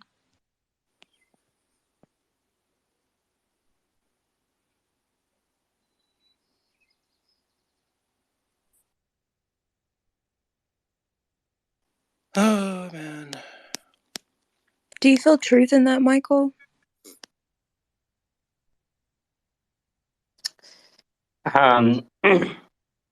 My truth changes about every 7 years. It feels true today, but I imagine that I'm going to find a different truth in 7 years. 7 years? You got to cut that down to like 1 day. Well, we are in the singularity. Oh. You Yeah. feel that? That's where we're, Yes. right? We're in the eye of the tornado of the singularity. Yeah, man. Why do you say that? What? Oh. Because the way we create and the platforms we use are being created and replaced at an ever astonishing rate. Look at the life cycle of a company on the S&P 500. It used to be like, 30 years a company would stay on the S&P 500. Now it's like 7 to 12 years before the whole thing cycles again. That's the singularity. We're seeing it right now. So you said that your truth changes every 7 years. I have this quote that I have carried with me. I put it on the top of my Twitter. It says, "I believe in nothing I profess," because I've always felt like the mark of an intelligent mind is to change your truths as you grow. And so if you always believe the same thing, then you're mentally stagnant, are you not? Whereof we cannot speak, we must pass over in silence. Wittgenstein. Thank you, guys. My munchkin is awake. We're going to go get coffee now. I'm really excited. Oh, this is great. It was Can you awesome do me talking a to you, favor? Meta Baby. Can you guys do me a favor and take us out with a reading of the title? I'm trying to get a voice clip from everyone. Oh, the title? Meta Yeah. Baby, you do it. Oh, she probably... Oh, you want me to read the title? Of course. I don't know how to have a broadcaster voice. Just do it. You must. This is the test of a lifetime. Okay. So this has been the SquareSpace, where we have Degen conversations in a broadcaster voice that I don't currently have. Thank you. That was awesome. That's what it's That about. was perfect, just the way it was. Laughter and everything. I gotta go, guys. I hope you'll have a really awesome day. All right, This has Michael, been I'm the going to dip too. SquareSpace. Degenerate conversations in a broadcaster voice. All love, Bilal. It is an honor to share the singularity with all of you. Meta Baby, all love. Love you too. Peace.